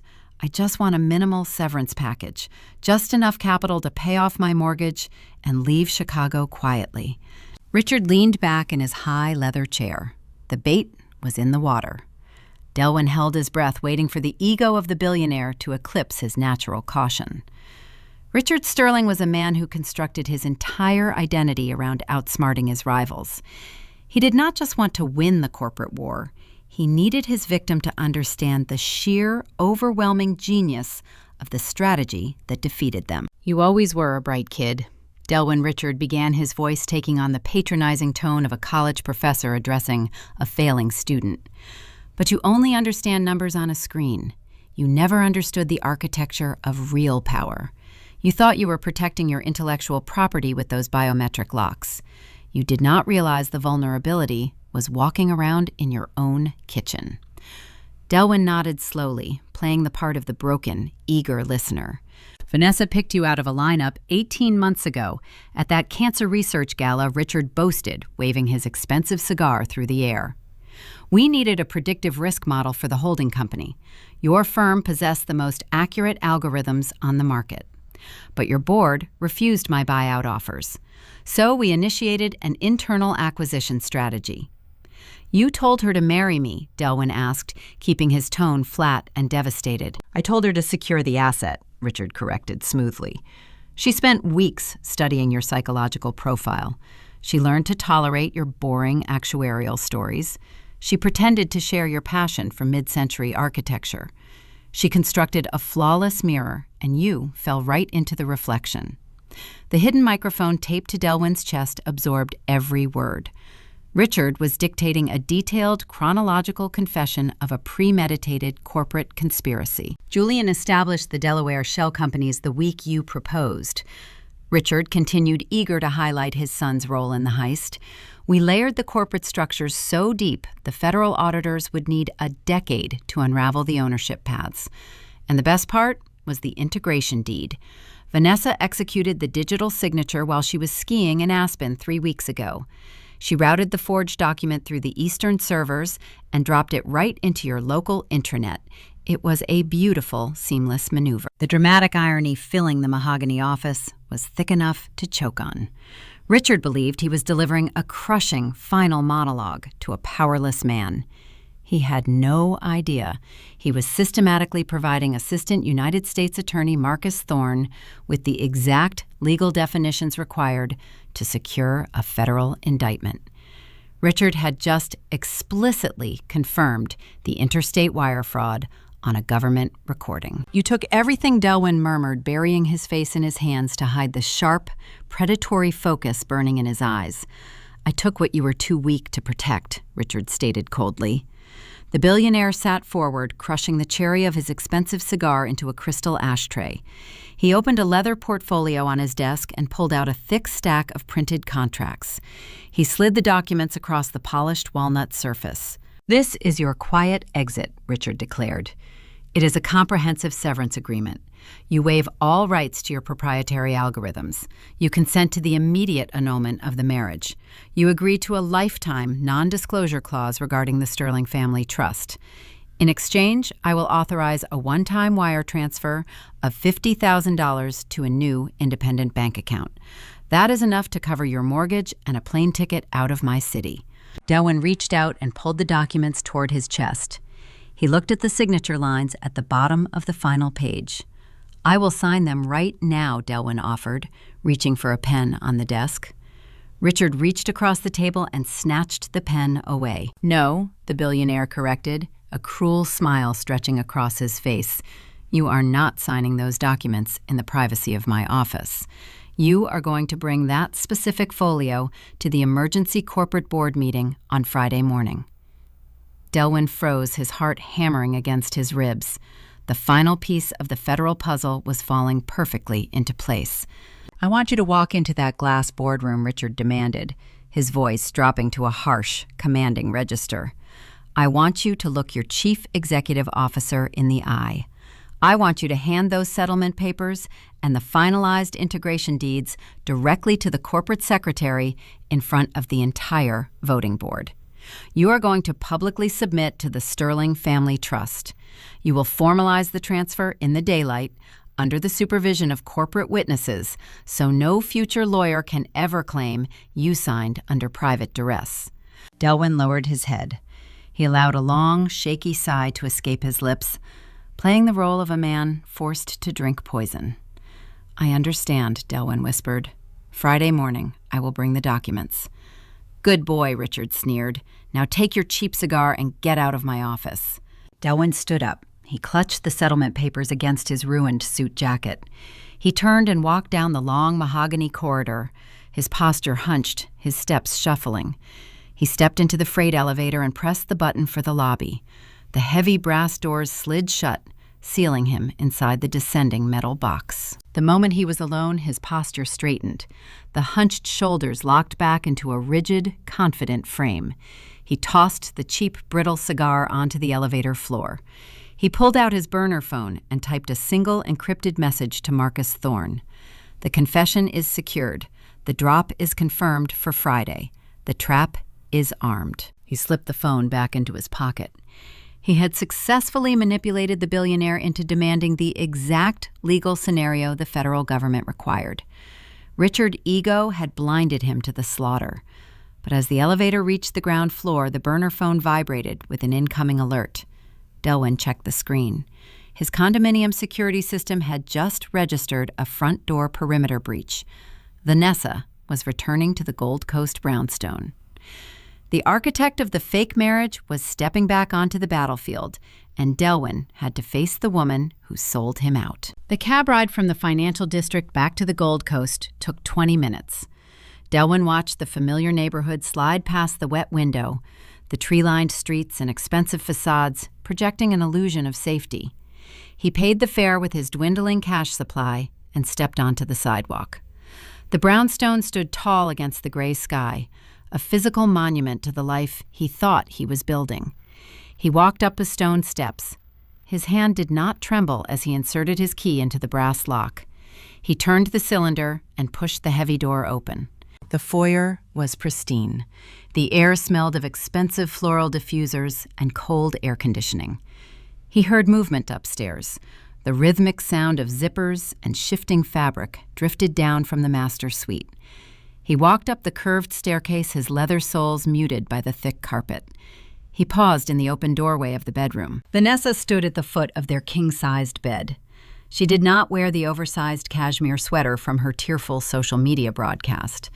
The smudged makeup was gone, replaced by a flawless, razor-sharp contour. She wore a tailored charcoal blazer and dark slacks, the uniform of a corporate raider preparing for a hostile board meeting. 2 large luxury suitcases rested open on the mattress. Vanessa was systematically unpacking. Delwyn watched her lift a stack of brightly colored resort wear from the silk lining of the luggage. The tags from a high-end boutique still dangled from the sleeves. She transferred the garments to a cedar drawer with clinical efficiency. The luggage was a theatrical prop. It was a tangible symbol of their hollow marriage. She had never intended to board the flight to the Maldives. She had spent the last 3 days hiding in a luxury hotel downtown, waiting for Julian to execute the digital theft, while her untouched resort wear sat perfectly folded in the dark. She noticed him standing in the doorway. She did not flinch. She did not offer a false apology or a theatrical gasp. She smoothed a wrinkle from a linen skirt and looked at him with the detached boredom of a landlord assessing a problematic tenant. "You look terrible," Vanessa noted, her voice carrying the crisp, authoritative cadence of a boardroom executive. "I assumed you would stay in hiding until the Friday vote." Delwyn remained silent. He leaned against the doorframe, studying her face. He searched for a flicker of guilt, a microscopic trace of the woman who had promised to love him until death. The data returned a 0 value. There was no internal conflict behind her eyes.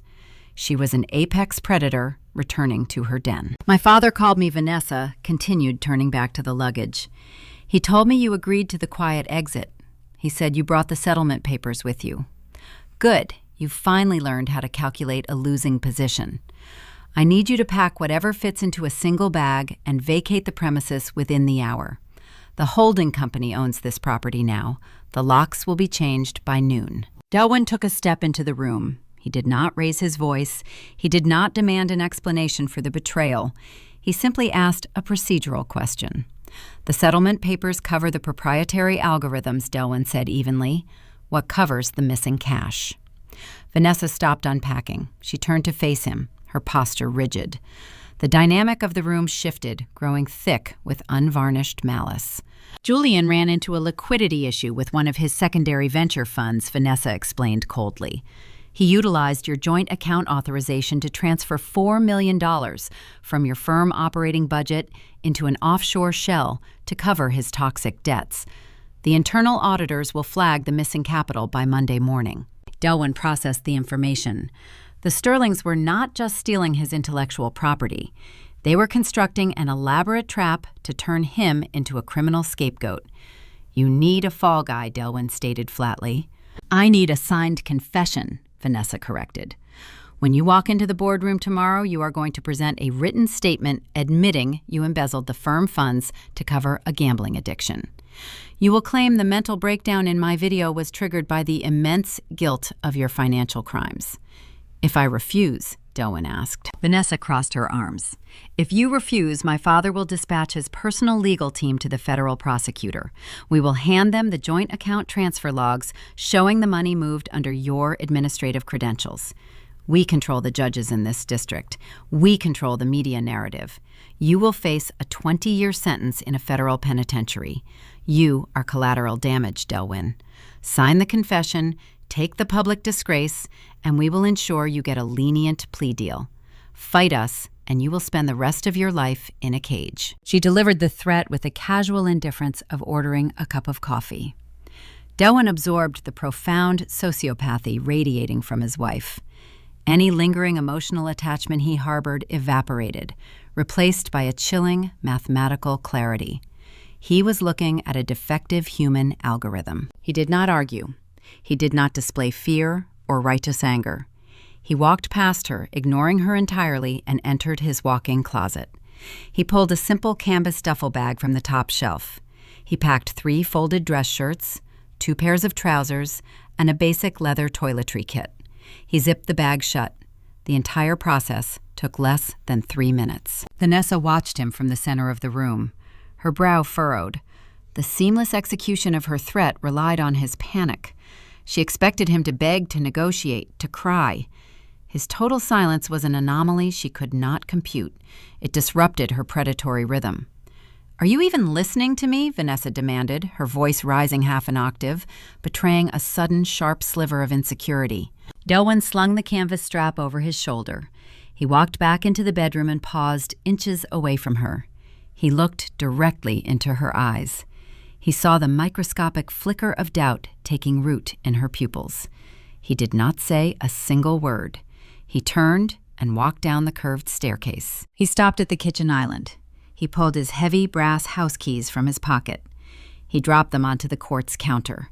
The metal hit the stone with a sharp, echoing clack, a definitive punctuation mark on their hollow union. He walked out the front door and descended the stone steps into the crisp Chicago morning. The city hummed around him, oblivious to the silent corporate war concluding in the Gold Coast. Delwyn walked 2 blocks south, out of sight of the brownstone windows. He stopped beneath the awning of an independent coffee shop. He reached into his coat pocket and retrieved the prepaid burner phone. He opened his encrypted email client. He addressed a new message to the secure federal server, routing directly to Assistant United States Attorney Marcus Thorne. He attached the high-resolution scans of the Delaware Shell Company registries. He attached the silver flash drive contents, containing the historical conspiracy emails proving the systemic pattern of extortion. Finally, he attached the compressed audio file recorded mere hours ago in the mahogany penthouse. The recording featured Richard Sterling explicitly confessing to the interstate wire fraud and the fraudulent marriage setup. He typed a single line of text in the body of the email. The board meeting is tomorrow at 9. The trap is armed. He pressed send. The progress wheel spun for 2 seconds before the screen confirmed delivery. The digital payload launched into the federal ether. The evidence was no longer in his hands. The machinery of the United States government was now in motion. Delwyn dropped the burner phone into a nearby municipal trash receptacle. He adjusted the strap of his duffel bag and walked toward the train station, preparing to step into the glass boardroom and watch the Sterling empire collapse under its own crushing weight. The Friday morning sun broke through the heavy Chicago cloud cover, casting brilliant, blinding shafts of light across the glass-walled boardroom of the risk assessment firm. The room occupied the top floor of the corporate tower, offering an uninterrupted view of the sprawling financial district below. 12 voting board members sat around the perimeter of a massive, polished granite table. They wore tailored suits and shifted uncomfortably in their ergonomic chairs. They were pragmatists, individuals representing venture capital funds and institutional investors. Their loyalties extended only to their profit margins, and the plunging stock ticker displayed on the digital monitor at the end of the room dictated their current anxiety. Delwyn Lewis sat alone at the far end of the granite table. He wore a crisp, tailored navy suit, his posture immaculate, projecting the quiet authority of a man who understood the underlying mathematics of the room. The heavy glass doors slid open. Richard Sterling entered, flanking the chief executive officer, a man who currently looked pale and entirely out of his depth. Vanessa and Julian followed closely behind the billionaire patriarch. They moved with the synchronized, predatory grace of a family accustomed to conquering spaces simply by walking into them. Vanessa wore a stark white blazer, her expression arranged into a mask of stoic, enduring tragedy. Julian carried a slim leather folio and a smug, unwavering certainty. Richard bypassed the guest seating and took a position directly opposite Delwyn. He did not ask for permission to speak. He adjusted the knot of his imported silk tie, a gesture of supreme casualness, designed to diminish the gravity of the executive process. "We are here to resolve a crisis of leadership," Richard announced to the room. His voice resonated with practiced authority, filling the silence. "The public volatility surrounding this firm is unacceptable. We have drafted a comprehensive resolution to stabilize the stock, protect the intellectual property, and transition the founding architect into a secure medical retirement." Richard reached into his jacket and withdrew a thick stack of parchment documents. He slid the papers across the smooth granite surface. They stopped precisely in front of Delwyn. It was the resignation letter, the non-disclosure agreement, and the confession of embezzlement. Before anyone could review the terms, Julian stepped forward. He reached into his pocket and placed a cheap, prepaid cellular device onto the center of the table. It was the exact burner phone Delwyn had intentionally left on his nightstand 3 days ago. "This device was recovered from the primary residence yesterday afternoon," Julian declared, looking around the table to ensure every board member was listening. "It contains a series of drafted text messages directed to an offshore banking contact in the Cayman Islands. The author was attempting to wire $4 million from the firm operating budget across international borders. The mental breakdown you witnessed on social media is a convenient smokescreen. The founder is not suffering from exhaustion. He is a flight risk, attempting to liquidate your corporate assets." A low murmur rippled through the board members. The chief executive officer rubbed his temples, looking sick. Vanessa cast her eyes downward, playing the role of the devastated bride, discovering her husband was a common thief. The narrative Julian spun was seamless, logical, and devastating. It provided the board with the exact justification they needed to vote Delwyn out and absorb the algorithm into the Sterling subsidiary. Delwyn looked at the cheap plastic phone. He looked at the heavy parchment settlement papers. He did not defend himself. He did not raise his voice to deny the allegations. He reached down and unlatched his leather briefcase. He withdrew 13 thick navy blue binders. He slid the first binder to the board member on his immediate left. He passed the next one to the right. The heavy thud of the binders hitting the granite echoed through the quiet room. He distributed a copy to every single voting member and one to the chief executive officer. He did not offer a binder to Richard, Vanessa, or Julian. "Open them," Delwyn instructed, his voice slicing through the tension with icy precision. The board members hesitated, glancing nervously at Richard. But the sheer weight of the physical evidence compelled them to act. 13 covers flipped open simultaneously. Tab 1, Delwyn guided, watching their eyes scan the pages. You will find the corporate registries for 12 Delaware shell companies managed exclusively by Julian Sterling. The operational ledgers show a history of absorbing patents from bankrupt tech startups for fractions of their actual value. Richard narrowed his eyes. The casual arrogance began to slip from his posture. Julian stiffened his gaze, dropping to the open binder in front of the chief executive officer. Tab 2, Delwyn continued the tempo of his delivery, steady and unrelenting. You are looking at a high-resolution scan of the integration deed intended to transfer our proprietary risk algorithms to those exact shell companies. Please direct your attention to the final execution page. The board members flipped the heavy paper. That is my signature, Delwyn stated. Beside it is a digital notary stamp. Below that stamp is a string of metadata. That metadata contains a geographic coordinate and a timestamp. It proves the signature was applied to the document 3 weeks ago, originating from an IP address in Aspen, Colorado. I was in Chicago 3 weeks ago. My wife was in Aspen. Vanessa turned rigid. The tragic mask shattered, replaced by a sudden, hollow panic. She looked at her father, but Richard was staring at the binder, his jaw tight. She transmitted a forged financial instrument across state lines, Delwyn explained to the silent room.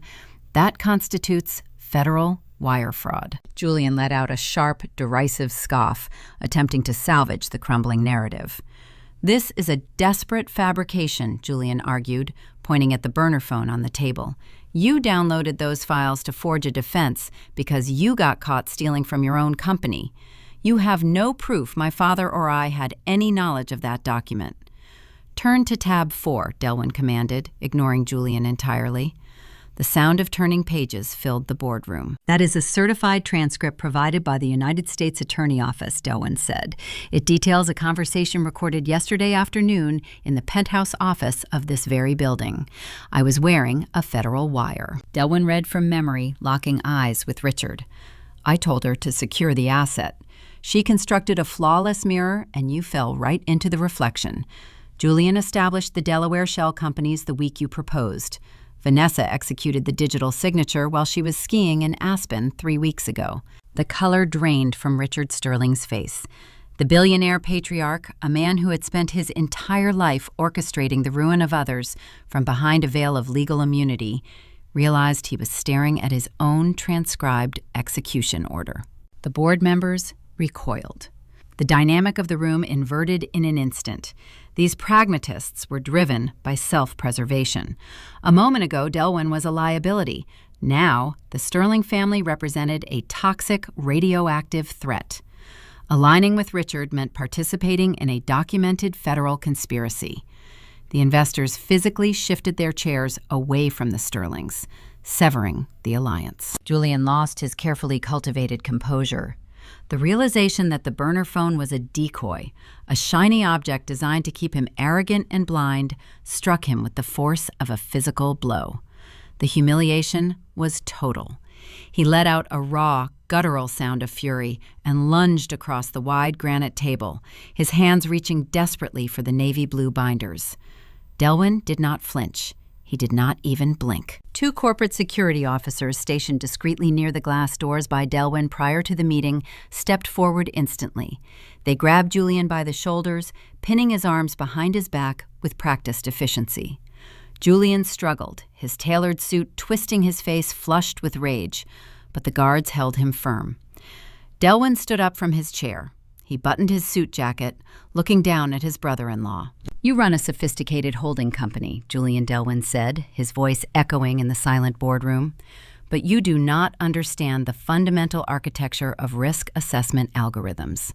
You thought my code was a passive string of data waiting to be harvested." Delwyn stepped closer to the edge of the table. "My algorithms do not just predict failure," Delwyn explained. They protect themselves. When I drafted the core architecture, I embedded a defense mechanism into the compilation sequence. If the system detects an unauthorized biometric bypass, it does not merely lock the firewall. It initiates a trace protocol. It harvests the intruding IP address, the local MAC address of the hardware running the breach, and the destination routing numbers of the receiving shell company. Julian stopped struggling. A look of profound, dawning horror washed over his features. The defense mechanism then takes that harvested data packet, Delwyn concluded, delivering the final devastating equation, and auto-forwards it directly to the Cyber Fraud Division of the Securities and Exchange Commission. When you sat at your air-gapped server on Wednesday night and attempted to force the code compilation, you bypassed my security wall. But the moment you hit enter, you transmitted your own digital fingerprints to the federal government. You clicked a button and dispatched your own arrest warrant. The boardroom descended into a breathless, stunning silence. The gasp-inducing reality of the trap hung in the air. Delwyn had not just gathered evidence. He had transformed the stolen property itself into a lethal snare. The antagonist had tightened the noose around his own neck. The architect of the theft was officially checkmated by the cold, unforgiving logic of the machine he tried to steal. The silence inside the glass-walled boardroom possessed a suffocating weight. The 12 institutional investors sat paralyzed in their ergonomic leather chairs. They stared at the open navy blue binders resting on the granite table. The documented proof of federal wire fraud lay exposed under the bright morning sunlight. At the far end of the room, Julian remained pinned by the two corporate security officers, his chest heaving, his face flushed with the humiliating realization that he had engineered his own capture. Richard stood motionless. The billionaire patriarch, a man accustomed to manipulating markets and bending legislation to his will, looked down at the transcribed audio confession. He was trapped inside a snare woven from his own arrogance. Then a sharp mechanical vibration shattered the quiet. The sound originated from the breast pocket of Richard's tailored suit. A split second later, a second phone began to buzz. Vanessa clutched her designer handbag as the leather vibrated against her hip. A third device sounded from Julian's jacket pocket, humming frantically against the grip of the security guard holding his arms. The synchronized ringing echoed through the boardroom, a discordant symphony of impending disaster. Richard reached into his jacket with a slow mechanical stiffness. He withdrew his smartphone. He stared at the screen. The caller identification displayed the private, restricted routing number of his primary wealth management liaison in Geneva. This specific number was reserved exclusively for catastrophic financial emergencies. Richard answered the call. He brought the device to his ear. He did not say hello. The voice on the other end bled through the small speaker, tinny and frantic, audible to the silent room. Federal agents just walked into the clearinghouse. The Securities and Exchange Commission executed an emergency injunction 5 minutes ago. Richard stiffened, his jaw locked. "What are you talking about?" he demanded, his voice dropping to a harsh, strained whisper. "Everything is frozen," the banker replied, panic radiating through the digital connection.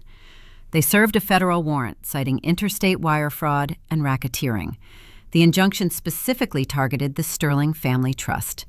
Your primary checking accounts are suspended. Your platinum credit lines are zeroed. They locked the offshore holding companies and seized the Delaware shell registries. The color drained from Richard's face, leaving his skin the shade of wet ash. The rigid posture that had intimidated corporate rivals for decades crumbled in an instant. He looked like an old, exhausted man. But the banker was not finished. The most devastating blow remained. The Compliance Division reviewed the trust charter the banker continued, his voice trembling. The SEC indictment triggered the morality clause. The fiduciary board had no choice. They invoked Section 4, enforcing the immediate dissolution of beneficiary rights. The capital is locked in a blind escrow until the federal investigation concludes. The phone slipped from Richard's fingers. It hit the granite table with a sharp clatter and slid to a halt near the open binder. The call disconnected. The lethal architecture of Delwyn Trap had snapped shut with flawless mathematical precision. Delwyn had unearthed the fatal structural flaw in the subterranean depository. Richard had built his empire on draconian rules, designing the morality clause to protect his wealth from rogue family members. Now, the government had weaponized that exact clause against the architect. The billionaire was locked out of his own fortune. The Sterling family was rendered entirely destitute in a matter of seconds. Vanessa pulled her phone from her handbag. She stared at her banking application. The screen displayed a stark red warning banner indicating a negative balance and a federal hold. Her breath hitched. The pristine, curated illusion she had maintained for years evaporated.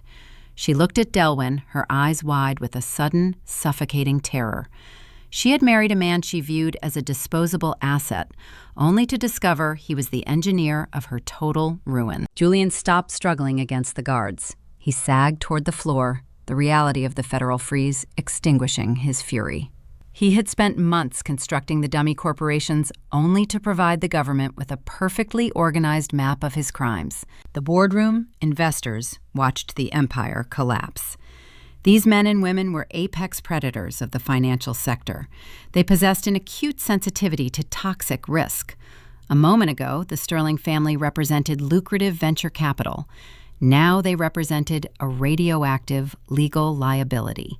Delwyn buttoned his suit jacket. He walked slowly around the edge of the granite table, commanding the attention of every voting member in the room. He stopped behind the chair of the pale, sweating chief executive officer. The Sterling Family Trust is currently under federal investigation for wire fraud and corporate racketeering. Delwyn stated, his voice calm, even, and devoid of malice.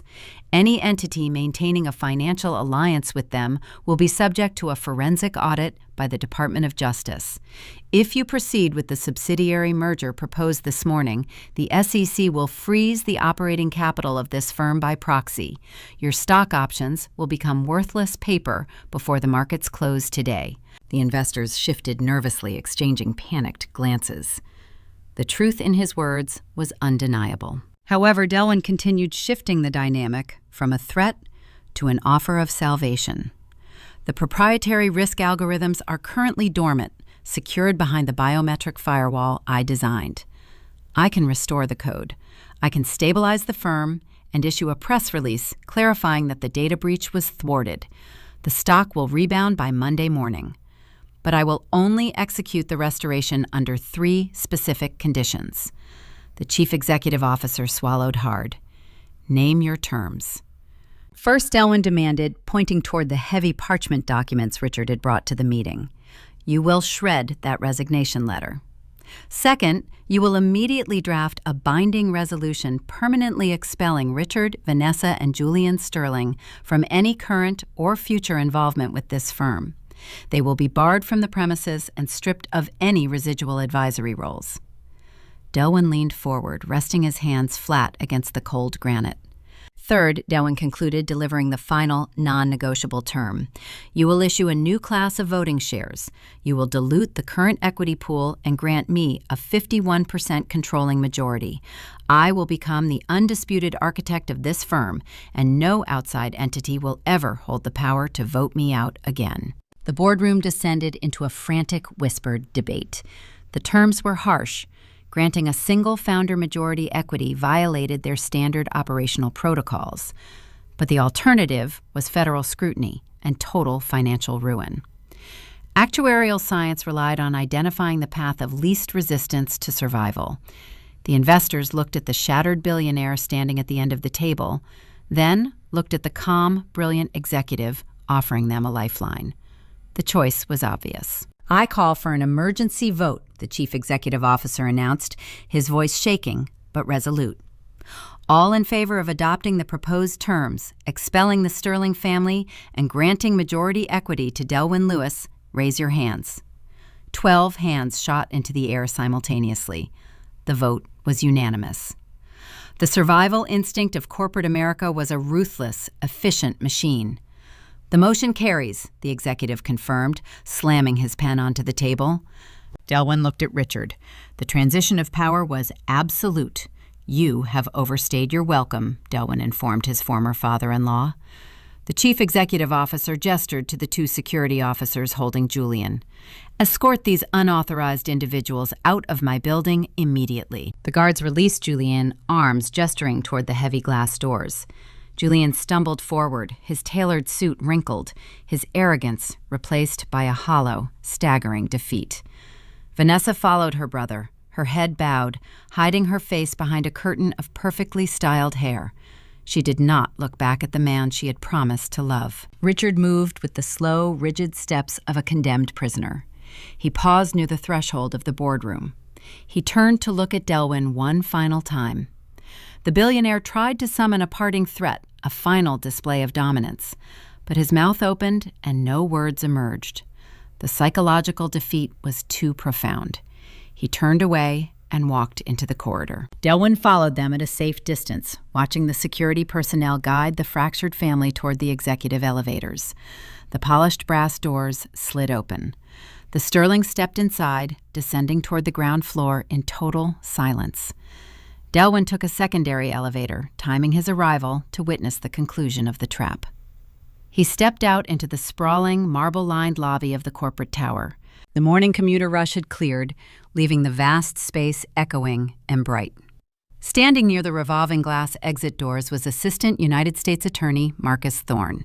He was flanked by 4 federal agents wearing dark suits and severe expressions. Marcus held a thick leather folder containing the emergency warrants. The primary elevator chimed. The doors parted. Richard, Vanessa, and Julian walked out into the lobby. They stopped short, their shoes scuffing against the polished marble. The sight of the federal agents formed a physical barrier between the Sterlings and the bustling Chicago street outside. Marcus Thorne stepped forward, his eyes locked on the disgraced billionaire. The prosecutor reached into his jacket, pulled out his wire-rimmed glasses, and slipped them onto his face with meticulous precision. Richard Sterling Marcus announced, his voice carrying the heavy, undeniable weight of federal authority. "You and your children are ordered to surrender your passports and accompany these agents to the Dirksen Federal Building. We have a myriad of questions regarding interstate wire fraud, corporate racketeering, and forged financial instruments." The lobby fell silent. The trap Delwyn had engineered in a dark motel room had finally physically snapped shut. The Sterlings were surrounded, stripped of their wealth, their power, and their freedom. As the federal agents moved forward to secure their targets, the fragile alliance holding the billionaire family together began to crack under the pressure of impending imprisonment. The real war between the father, the son, and the daughter was about to begin. The speed at which high society devours its own wounded is a terrifying phenomenon to witness. In the opulent dining rooms of the Gold Coast and the manicured golf courses of Lake Forest, loyalty is a currency tied exclusively to net worth. When the federal indictments dropped, the Sterling family transitioned from royalty to a contagion overnight. The Whisper Network, a vicious ecosystem of country club gossip and corporate back-channeling, turned against them with breathtaking efficiency. Richard Sterling found his private club memberships suspended pending a legal review. Julian had his invitations to charity galas rescinded by nervous socialites. Vanessa faced sudden, chilling silence from the philanthropic boards she used to dominate. The elite circles of Chicago amputated the family to stop the federal rot from spreading. Delwyn did not lift a finger to orchestrate their social ruin. He simply watched the natural ecosystem of greed correct itself. The united front the Sterlings had projected for decades fractured under the crushing weight of impending prison sentences. The illusion of family loyalty evaporated, replaced by raw, desperate self-preservation. The first crack appeared on a Tuesday morning, splashed across the digital front page of a prominent Chicago financial journal. An anonymous source within the federal prosecutor office had leaked a damning email chain. Delwin sat at his desk sipping black coffee and read the published transcript. The messages were sent from Julian to Assistant United States Attorney Marcus Thorne. Julian was negotiating a surrender. The brother-in-law, a man who had spent his entire life cloaked in unearned privilege and arrogant swagger, was offering to testify for the prosecution. In exchange for a plea deal and full immunity, Julian explicitly detailed how Vanessa had orchestrated the digital forgery in Colorado. He provided flight records, hotel receipts, and the specific hardware serial numbers she utilized. He threw his own sister to the federal wolves to save his own skin. Vanessa had grown up believing she was the untouchable princess of a billionaire empire. Her father had taught her that love was a transactional weakness and that power was the only metric of success. She had applied those lessons flawlessly when she married Delwin, treating his life as a stepping stone to secure her trust fund. Now the toxic ideology she inherited was actively consuming her. Her brother had handed the government the exact coordinates of her guilt. She was facing federal wire fraud charges, interstate racketeering, and a potential 20-year sentence entirely alone. The realization that her own blood viewed her as acceptable collateral damage shattered her carefully curated reality. The final devastating blow came from the patriarch himself. Richard Sterling recognized the sinking ship and decided to jettison the cargo. Facing catastrophic legal fees and the terrifying prospect of dying in a federal penitentiary, the billionaire initiated an emergency maneuver to unlock his frozen capital. Richard filed a petition with the state Supreme Court to legally disinherit both Julian and Vanessa. His strategy relied on severing all legal ties to the individuals named in the federal indictments, hoping the maneuver would convince a judge to lift the injunction on his personal checking accounts. It was a cold, calculated betrayal, confirming that Richard valued his bank balance far more than his own children. But the billionaire had forgotten the rigid parameters of his own creation. The Sterling Family Trust Charter, the exact document Delwin had unearthed from the subterranean depository, was drafted by an army of ruthless estate lawyers. Richard had instructed them to build an impenetrable fortress. The morality clause, buried on page 47, was designed to automatically sever any beneficiary indicted by the Securities and Exchange Commission. Richard assumed the clause only applied to his children.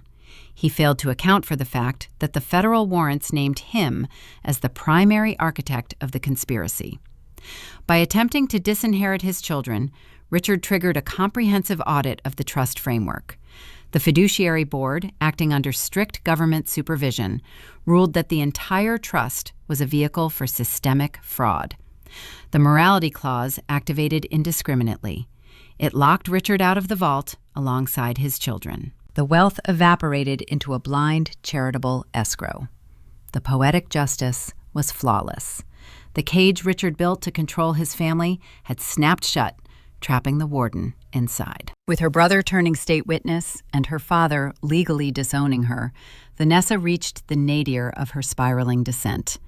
The corporate raider who had casually ordered her husband to pack a single bag and vacate his home was now a desperate fugitive seeking a lifeline. Late on a Thursday evening, Delwin sat in his quiet brownstone, his phone illuminated with an incoming call from an unknown number. He let it route to the answering service.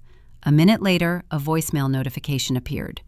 Then another, then a third. Delwin pressed play on the first message. The voice that echoed through the quiet room was ragged, breathless, and soaked in genuine terror. "Delwin, please pick up," Vanessa begged the audio, distorting as she sobbed into the receiver. "Julian gave them everything. My father will not take my calls. My lawyers demand a $200,000 retainer by tomorrow morning, or they are dropping my case. I have nothing. My accounts are zeroed. I am going to prison. Please. You won the firm. You got everything back. I will sign whatever you want. I will confess to the board. Just please call the prosecutor. Tell them I was coerced. You are the only one who can stop this. "Please help me." He listened to the message in total silence. He did not feel a surge of vindictive joy. He did not feel pity. He experienced the cold clinical detachment of an actuary reviewing a closed file. Vanessa was bargaining from a position of zero leverage. She believed her tears held currency, forgetting she had spent that currency months ago when she forged his signature and attempted to steal his life work. She was experiencing the exact terror she had planned to inflict upon him. Delwyn did not delete the messages. He opened his encrypted email client and downloaded the audio files. He created a new folder labeled Evidence of Harassment and deposited the recordings inside. He drafted a brief message to his personal attorney, instructing them to file a restraining order against his estranged wife based on the unsolicited contact. He forwarded the voicemails to Marcus Thorne at the federal prosecutor office, providing the government with fresh evidence of her desperate mental state and her admission of the unfolding legal disaster. He set his phone down on the mahogany desk. The Sterling family was a dying star collapsing inward, pulling its own members into the dark gravity of their shared crimes. Delwyn had initiated the sequence, but the internal friction of their greed was doing the actual work of destruction. He stood up and walked toward the window, looking out over the quiet, rain-swept streets of the Gold Coast. The war was over, but the final paperwork remained. Tomorrow, he would walk into his lawyer office to sign the final annulment documents and officially erase Vanessa Sterling from his timeline. The path to reclaiming his firm was clear, leaving only the ultimate realization of how he had known to build the trap in the first place. The metallic whine of a titanium drill bit biting into solid brass echoed through the quiet foyer of the Gold Coast brownstone. Delwyn stood near the base of the curved staircase, his hands resting loose in the pockets of his tailored trousers. He watched the locksmith work. Fine, gold-colored shavings rained down onto the imported marble floor, catching the late morning light filtering through the transom window. It took 20 minutes of precise, methodical labor to extract the compromised lock cylinder and install a reinforced high-security deadbolt in its place. The locksmith wiped his hands on a rag, packed his tools into a canvas bag, and handed over a single, heavy, silver key. Delwyn pressed the cold metal into his palm. The physical weight of the object represented far more than a mechanism to open a door. It was a tangible symbol of a restored perimeter. The borders of his life were sealed. Nobody held unauthorized access to his sanctuary anymore. He paid the technician in cash, locked the heavy front door, and stood alone in the quiet expanse of his home. He walked down the hallway into his private study, the room where the betrayal had crystallized just a few nights prior. The air no longer smelled of Richard Sterling expensive cigar smoke or Vanessa's signature perfume. The space felt clean, empty, and ready to be repurposed. Resting in the center of his mahogany desk was a thick manila envelope delivered an hour earlier by a courier from his legal counsel. Delwyn broke the seal and slid the contents onto the polished wood. The document was an expedited annulment decree processed rapidly through the state court system due to the overwhelming evidence of documented federal fraud. He picked up his silver fountain pen. He read the final paragraph declaring the marriage void from its inception, a legal fiction constructed under false pretenses. He pressed the nib to the paper and signed his name with steady, deliberate strokes. The ink dried in seconds. The union was formally erased. Vanessa Sterling no longer existed in his orbit. The woman who had packed her pristine resort wear and demanded his immediate eviction was currently navigating a terrifying new reality.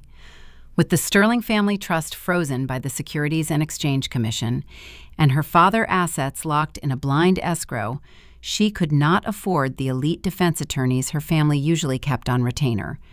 She was relying on an overworked public defender to navigate a labyrinth of federal wire fraud and interstate racketeering charges. She faced a potential 20-year sentence in a federal penitentiary.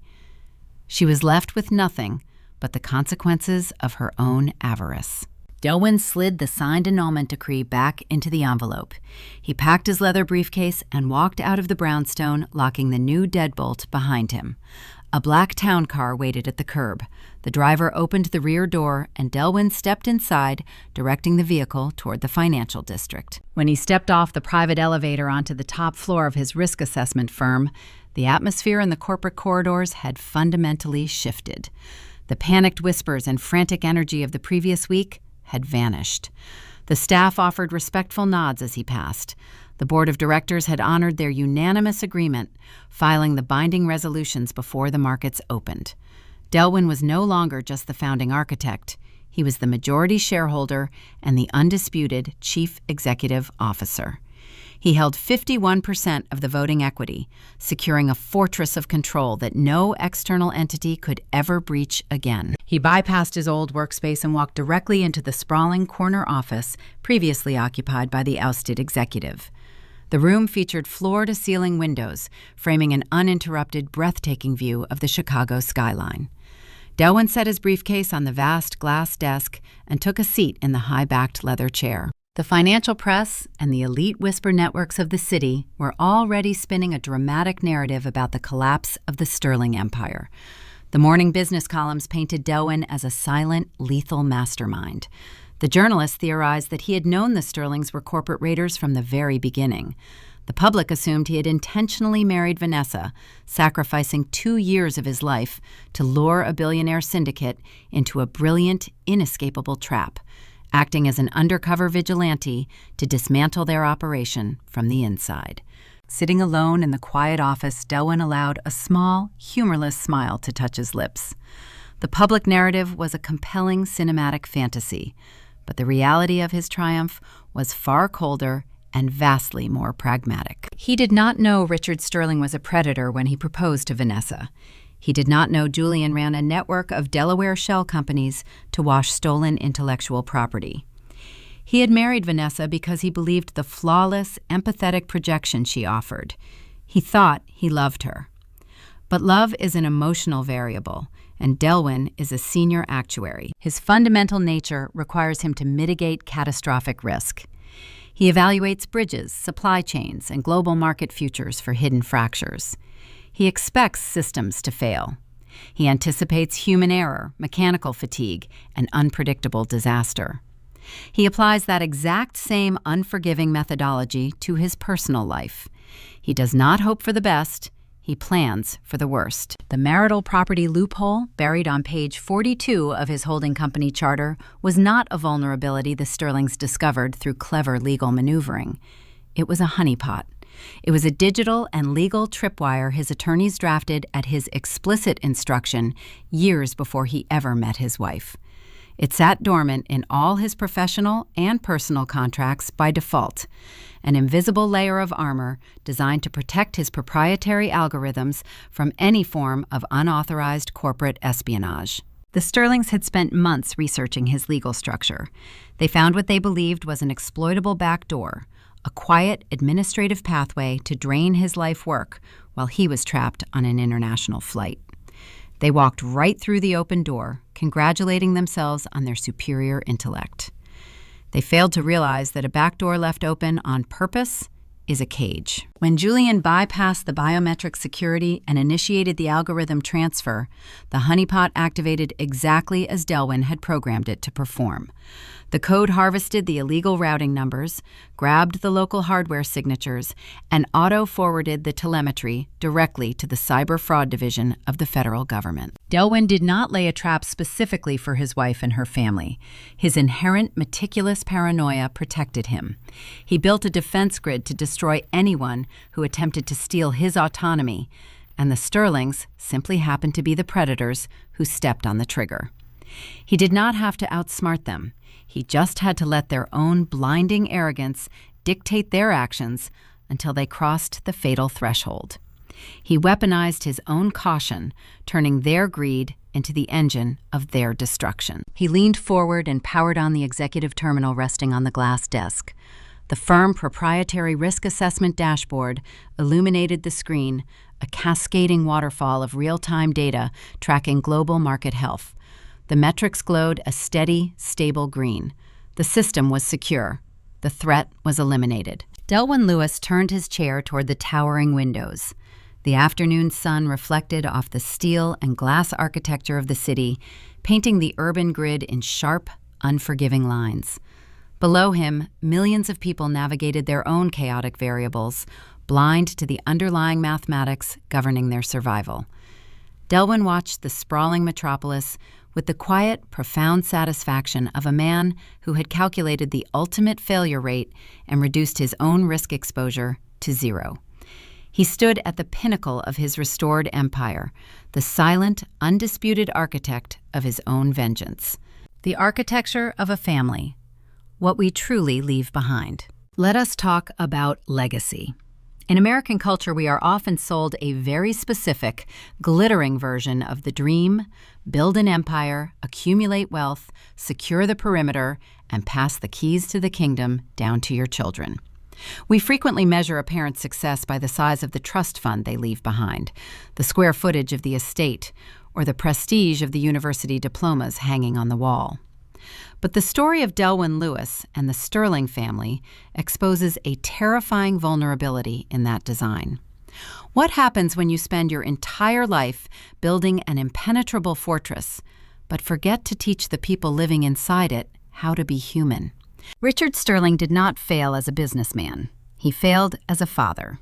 He looked at his children Vanessa and Julian and did not see a daughter to nurture or a son to guide. He saw acquisitions. He saw loyal lieutenants in a corporate war. He taught them early on that love is a transaction, that vulnerability is a liability, and that power is the only metric of success that matters in this modern world. He raised apex predators. He sharpened their teeth, pointed them at the treacherous waters of high society, and applauded when they drew blood. He believed he was preparing them to inherit the earth, but in reality, he was stripping away the very humanity required to survive it. There is a fatal flaw in raising children to view every relationship as a zero-sum game. If you teach your children that loyalty is tied exclusively to net worth, you cannot act surprised when they eventually calculate your own depreciating value. When the federal indictments dropped and the Sterling Empire began to fracture, the family did not circle the wagons. They did not lean on the foundational strength of a traditional family structure, because that structure never existed. Instead, the brother offered his sister up to the prosecutors for a plea deal, trading her freedom for his own. The father legally disowned his own flesh and blood in a desperate bid to unlock his checking accounts. They devoured each other without a second thought. Richard built a cage of unchecked ambition, and the very children he trained to be ruthless turned that cold calculation directly back on him. It forces us to look in the mirror and ask a deeply uncomfortable question about our own parenting values. What are we actually teaching the people who look up to us? Family responsibility extends far beyond financial provision or securing a comfortable neighborhood. True, enduring guidance requires the heavy, often unglamorous work of instilling honesty and fairness. It means teaching a child that a promise holds weight, even when breaking it might be profitable. It requires demonstrating that a marriage is a sanctuary built on mutual trust, a safe harbor from the storms of life, not a strategic merger designed to extract resources. Delwyn Lewis survived his ordeal not because he was inherently cold, but because he understood the mathematics of consequence. He knew that a system built on a rotten, dishonest foundation will inevitably collapse under its own weight. Parents are tasked with pouring the concrete of that foundation, ensuring it cures with integrity rather than deception. When we raise children, we are not just preparing them for the workforce or teaching them how to balance a checkbook. We are building the emotional architecture of the next generation. Emotional awareness, the ability to feel empathy, to understand the weight of another person's pain, to navigate conflict without resorting to scorched earth destruction, is the true, lasting inheritance we must pass down. Vanessa Sterling possessed a curated, flawless aesthetic. She knew how to simulate empathy for the camera and how to smile brightly at charity galas. But inside the house was empty. When the facade shattered, she had no emotional resilience to fall back on, leaving her isolated and terrified. She was a tragic product of a home where genuine emotional connection was starved in favor of unyielding ambition. We often focus intensely on protecting our children from the harsh realities of the world. We set up safeguards, we pay for excellent schools, and we try to shield them from hardship. But perhaps the greater unspoken responsibility is protecting the world from what our children might become if we fail to teach them fairness. A traditional family structure thrives not on rigid authoritarianism or the fear of disinheritance, but on a shared moral compass. It is the quiet, everyday conversations at the dinner table where lifelong values are shaped. It is the way a father speaks to a mother, demonstrating respect, equality, and partnership. It is the gentle but firm accountability required when a child makes a mistake, teaching them that their actions have profound ripples in the lives of others. If Richard Sterling had spent a fraction of his immense energy teaching Julian the inherent value of integrity, his son might not have forged a federal document to steal another man's genius. If he had shown Vanessa unconditional love instead of conditional approval based on her ability to manipulate a target, she might have built a real, fulfilling life with Delwyn instead of walking blindly into a federal trap. They had all the wealth in the world, yet they were entirely bankrupt in the currency that actually sustains a family. The stories we tell, the narratives we share about betrayal, justice, and family serve as a mirror for our own lives. They remind us of the quiet, invisible lines we cross every day. If you find yourself captivated by these deep dives into the human condition, if you want to explore the intricate, often hidden dynamics of family, trust, and resilience, please subscribe and follow Edana Told Stories. We delve into the complexities of human relationships, shining a light on the moments that test our character and the choices that define our legacy. Join our community, share your thoughts in the comments, and let us continue unraveling these fascinating narratives together. As the dust settles on the Chicago skyline and the Sterling family faces the cold reality of their own design, a lingering thought remains in the quiet spaces of our own homes. We are all architects. Every day, with every word spoken and every priority set, we are drafting the blueprints for the minds of our children. We hand them the tools to build their future. We can give them the tools to build a fortress, a prison, or a home. Look closely at the people sitting across from you at your own dinner table tonight. Look at the children who bear your name and watch your every move. When the inevitable storms of life arrive, when the bank accounts freeze, when the status fades, when the world stops watching, what will they do? Will they reach out their hands to pull you to safety, or will they simply calculate the cost of letting you drown?